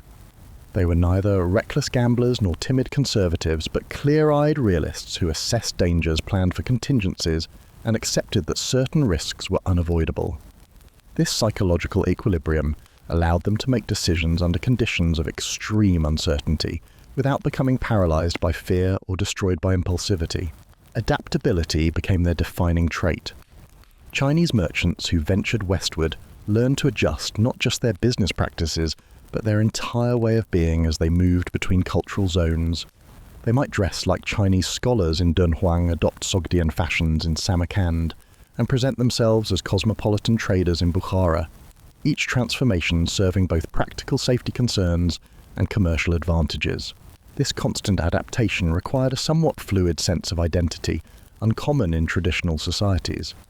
while maintaining their core cultural and familial connections. Successful merchants developed what we might now call a cosmopolitan worldview. They recognized that different regions had different valid ways of living, trading, and thinking, an unusually pluralistic perspective for pre-modern individuals. Merchants also developed extraordinary patience. Given the timescales involved in Silk Road trading, months of travel between major markets years before returning home, the ability to defer gratification was essential. This patience extended to negotiations where rushing could signal weakness, and to relationships with officials and other merchants, which might take years to develop into profitable connections. Emotional resilience distinguished successful traders from those who failed. The Silk Road created endless opportunities for devastating disappointment, goods damaged by weather markets closed by political unrest, trusted partners proving dishonest. Merchants who survived psychologically were those who could absorb these setbacks without becoming bitter, paralyzed by loss, or recklessly determined to recover everything immediately. Memory training became essential for survival and success. Without being able to reference written records for every transaction or agreement, merchants developed prodigious memories for prices, exchange rates, individual preferences of trading partners, safe routes, dangerous areas, and countless other details. Their minds became living databases of commercial intelligence accumulated over years of travel. Perhaps most importantly, Silk Road merchants developed a distinctive ethical flexibility. The absolute moral codes that might function well within a single cultural context proved impractical across the multiple moral systems of the route. Successful merchants learned to navigate these different ethical environments without becoming completely unprincipled, maintaining their core personal integrity while adapting to local expectations. This was not mere expediency, but a sophisticated meta-ethical approach that recognized contextual variations in acceptable behavior. A merchant might refuse to lie to business partners while accepting that bribery was a necessary part of operations in certain regions. He might maintain personal religious practices while outwardly respecting local spiritual authorities whose beliefs he did not share. The cumulative psychological effect of Silk Road travel was profound transformation. Chinese merchants who returned after years abroad were changed men, often struggling to reintegrate into the relatively insular society they had left. Many maintained connections to the cosmopolitan trading world, even after returning home, acting as cultural bridges between China and the wider world beyond its borders. History of surgical tools. Modern surgery, with its gleaming stainless steel instruments, brilliant lighting, and sterile environments, represents one of humanity's greatest achievements: the ability to heal by controlled injury. Yet, the evolution of surgical tools from prehistoric times to the present day reveals a disturbing journey through centuries of agonizing experimentation, often performed without anesthesia or understanding of infection. The instruments we now take for granted as life-saving devices have a dark history written in the blood and suffering of countless patients who endured procedures with tools that were at times indistinguishable from implements of torture. The earliest evidence of deliberate surgical intervention comes from Neolithic sites dating back to 10,000 to 6,000 BCE, where archaeologists have discovered human skulls with carefully cut circular holes.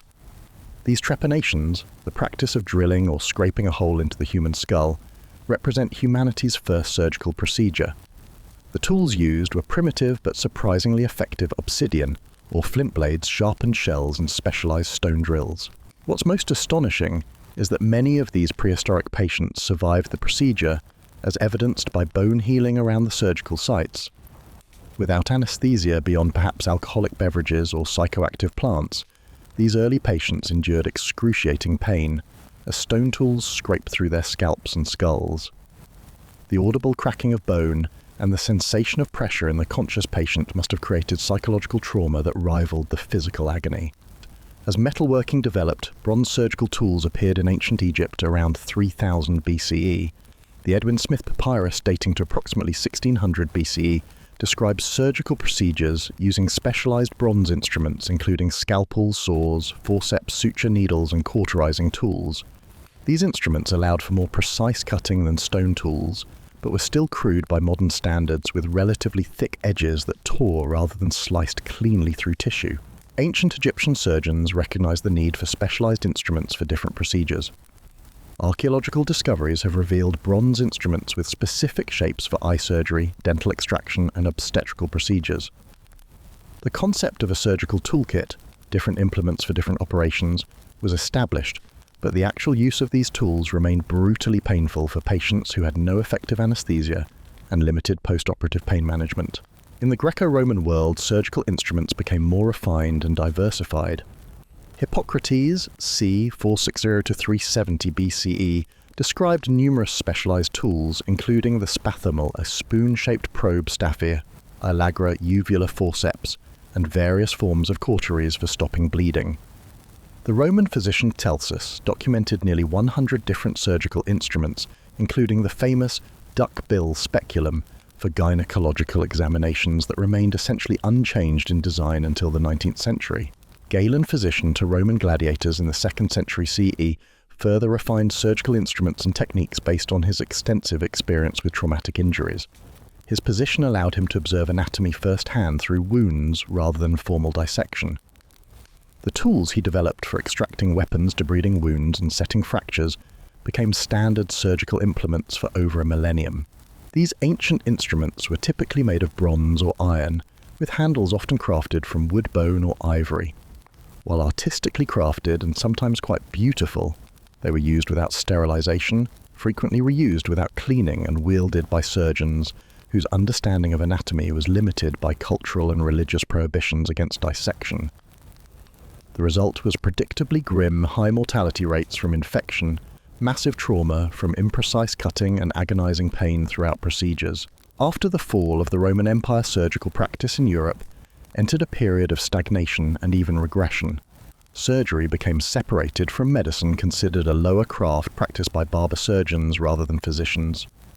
Surgical tools became cruder and less specialized as the knowledge of ancient techniques was partially lost or preserved only in monasteries. The typical medieval European surgical toolkit was limited and multi-purpose. Barber surgeons carried knives that served for both haircuts and amputations, crude saws for removing limbs, hot irons for cauterizing wounds, and various pliers and extractors for dental work. These implements were rarely cleaned between uses, often rusty, and used with minimal anatomical knowledge, creating conditions where survival of surgery depended more on the patient's native hardiness than the surgeon's skill. In stark contrast to European regression, Islamic civilization preserved and expanded ancient medical knowledge during this period.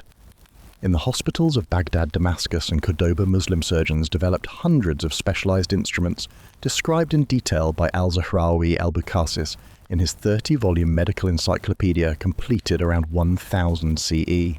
Al-Zahrawi's catalogue of surgical tools includes over 200 instruments, many of his own invention.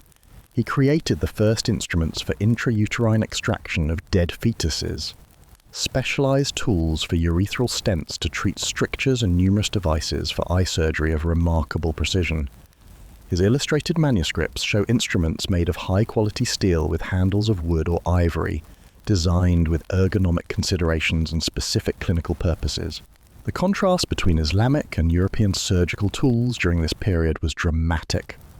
While European barber surgeons were using crude implements that inflicted maximum trauma, Islamic surgeons were developing fine forceps, delicate scissors, and precise scalpels that minimized damage to surrounding tissues.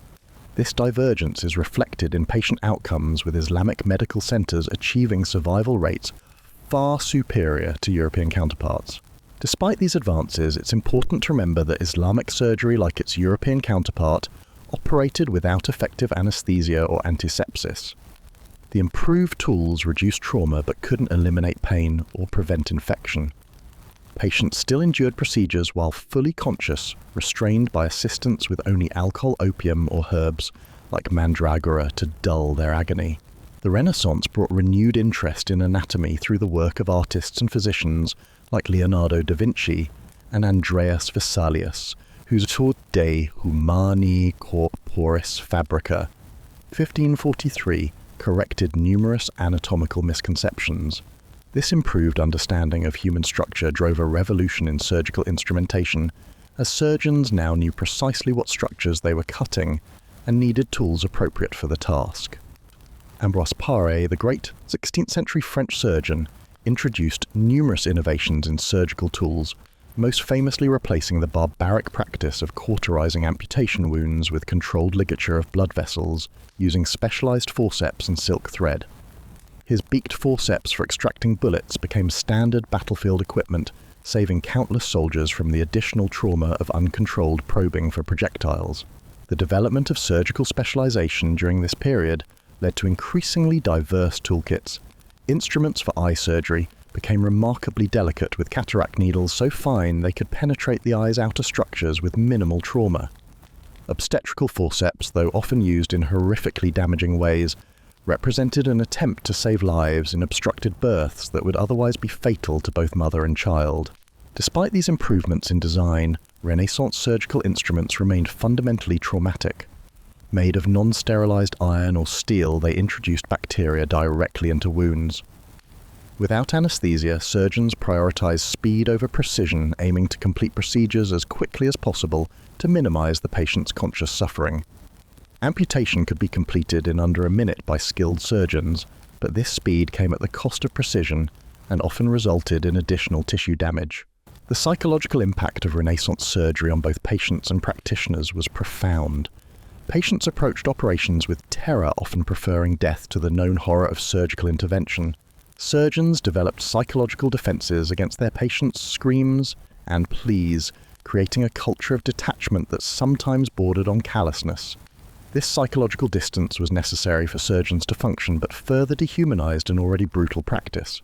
To understand the truly nightmarish reality of surgery before the mid-19th century, consider the experience of undergoing a mastectomy for breast cancer in 1810. The patient would be fully conscious, perhaps given brandy or opium to dull her senses, but still acutely aware of everything happening. She would be restrained by assistants while the surgeon used a large, non-sterile knife to cut through skin and breast tissue in sweeping motions designed for speed rather than precision. Blood would pour from the wound, soaking the table and floor. The surgeon would work quickly to remove the diseased tissue, using his hands as much as his instruments to tear and separate tissues. The patient's screams would echo through the operating theatre, sometimes continuing until she fainted from pain or blood loss. If she were lucky, unconsciousness would come quickly, providing merciful escape from the continuing operation. With the breast tissue removed, the surgeon would use hot irons to cauterize bleeding vessels, filling the room with the smell of burning flesh. The patient, if still conscious, would experience a new level of agony as the irons seared her exposed chest wall.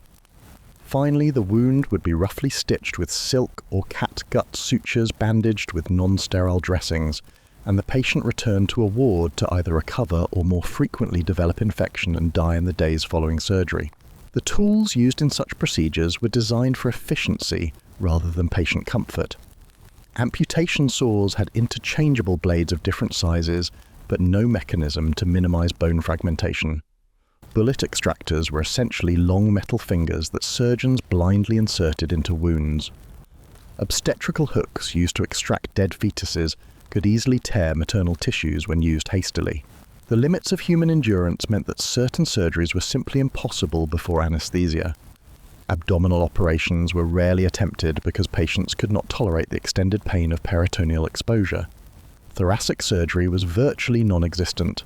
Complex reconstructive procedures could not be performed when patients were writhing and screaming. The very nature of surgical practice was constrained by the human capacity for conscious suffering. The introduction of reliable anesthesia in the 1840s, beginning with nitrous oxide and ether, and quickly followed by chloroform, transformed surgery more fundamentally than any development since the invention of metal tools. For the first time, patients could be rendered completely unconscious and insensible to pain during procedures, allowing surgeons to work methodically rather than racing to finish before the patient's endurance failed. This single innovation changed not just the practice of surgery, but the design of surgical instruments. When patients were unconscious, surgeons could use more specialized tools that prioritized precision over speed. Fine retractors could hold tissues out of the way for extended periods. Delicate hemostatic clamps could secure blood vessels individually, rather than relying on crude mass cauterization. The rushed butchery of pre-anesthetic surgery gradually gave way to a more controlled and anatomically precise approach. The second revolutionary development came with Joseph Lister's introduction of antiseptic techniques in the 1860s, based on Louis Pasteur's germ theory of disease. Understanding that infections were caused by microorganisms, rather than bad air or imbalanced humours, led to fundamental changes in surgical instruments and their handling. Instruments were now designed to be effectively cleaned and sterilised. Wooden handles were replaced with metal ones that could withstand heat or chemical sterilisation. Ornate engravings and decorative elements that could harbour bacteria were eliminated in favour of smooth surfaces. The elegant but dangerously uncleanable ivory handles of earlier eras gave way to utilitarian stainless steel. The combined impact of anaesthesia and antisepsis led to an explosion of new surgical instruments in the late 19th century. Operating theatres now featured tables covered with dozens of specialised tools, each designed for a specific tissue organ or procedure. Instruments for blood vessel ligation tissue, retraction, precise suturing, and organ manipulation proliferated as surgeons began exploring body cavities that had previously been largely inaccessible. Yet even as these developments dramatically improved surgical outcomes, they introduced new risks. Early anaesthetics were administered with crude vaporizers by untrained personnel, leading to cases of overdose aspiration and death. The first antiseptics, like carbolic acid, damaged surgical teams' hands and patients' tissues while killing bacteria.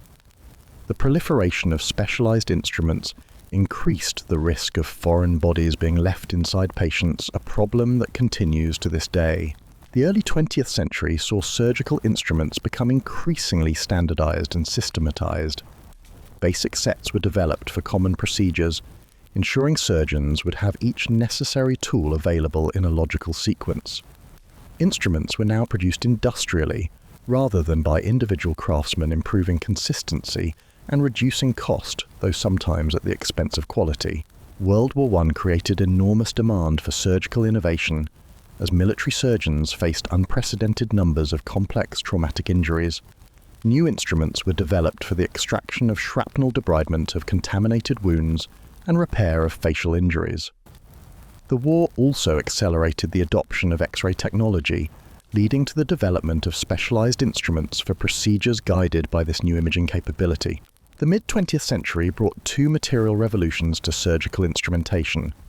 First, stainless steel became the standard for surgical tools, offering superior resistance to corrosion, easier sterilization, and greater durability. Second, the development of medical-grade plastics allowed for disposable instruments, eliminating the infection risk associated with imperfectly sterilized reusable tools. Electrosurgical instruments, first introduced in the 1920s, but refined over subsequent decades, transformed tissue cutting and hemostasis. The electrocautery pencil allowed surgeons to simultaneously cut tissue and seal blood vessels, reducing blood loss and operating time. Later developments in bipolar electrosurgery further refined this capability, allowing for precise work around delicate structures like nerves and major blood vessels. Optical technology transformed surgery through improved lighting magnification and eventually endoscopy. Surgical headlights evolved from crude reflectors to fiber optic systems, providing intense focused illumination. Operating microscopes enabled previously impossible procedures in ophthalmology, neurosurgery, and reconstructive microsurgery. Rigid and flexible endoscopes allowed visual access to internal organs through minimal incisions. Perhaps the most revolutionary development was minimally invasive surgery, which completely reimagined the relationship between surgeon and patient. Rather than directly manipulating tissues with their hands, surgeons now operated remotely through small incisions using specialized instruments viewed on video monitors. This approach required entirely new tool designs. Long, narrow instruments that could be inserted through small ports while maintaining precision and control. These laparoscopic instruments presented unique design challenges. They needed to provide tactile feedback to surgeons despite operating at a distance from the tissue. They required mechanisms to translate hand movements at one end into precise actions at the other. Many incorporated multiple functions, cutting, grasping, and cauterizing, into single instruments to minimize the number of port sites needed. The computerization of surgery represents the latest frontier in this evolution. Robotic surgical systems like the Da Vinci platform use computer-controlled instruments that filter out hand tremors, scale movements for greater precision, and allow for operation from a seated console rather than standing over the patient. These systems use instruments with multiple degrees of freedom that can bend and rotate beyond the capabilities of the human wrist. The evolution of surgical instruments from Stone Age trepanation tools to computer-guided robotic arms represents one of humanity's greatest technological achievements. Yet this progress came at an incalculable cost in human suffering.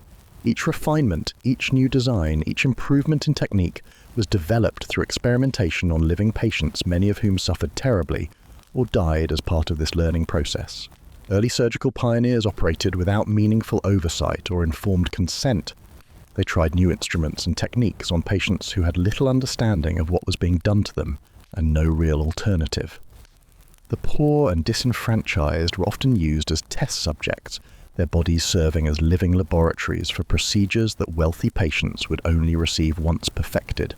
Some of the greatest advances came through what we would now consider unethical experimentation.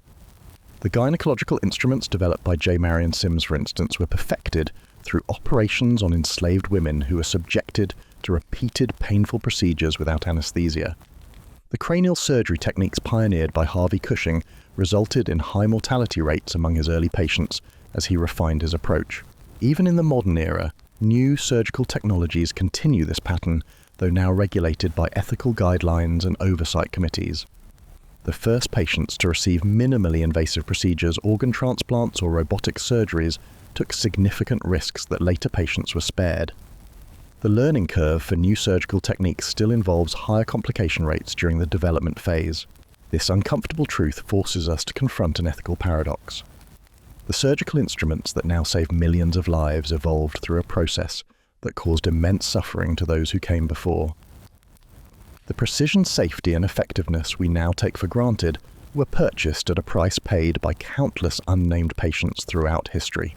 Perhaps the most fitting testament to this complex legacy is the changing focus of surgical innovation. Where once instruments were designed primarily for speed to minimize conscious suffering, then later for access to previously inaccessible regions of the body, modern surgical tools increasingly prioritize minimizing trauma, reducing recovery time, and preserving patient dignity.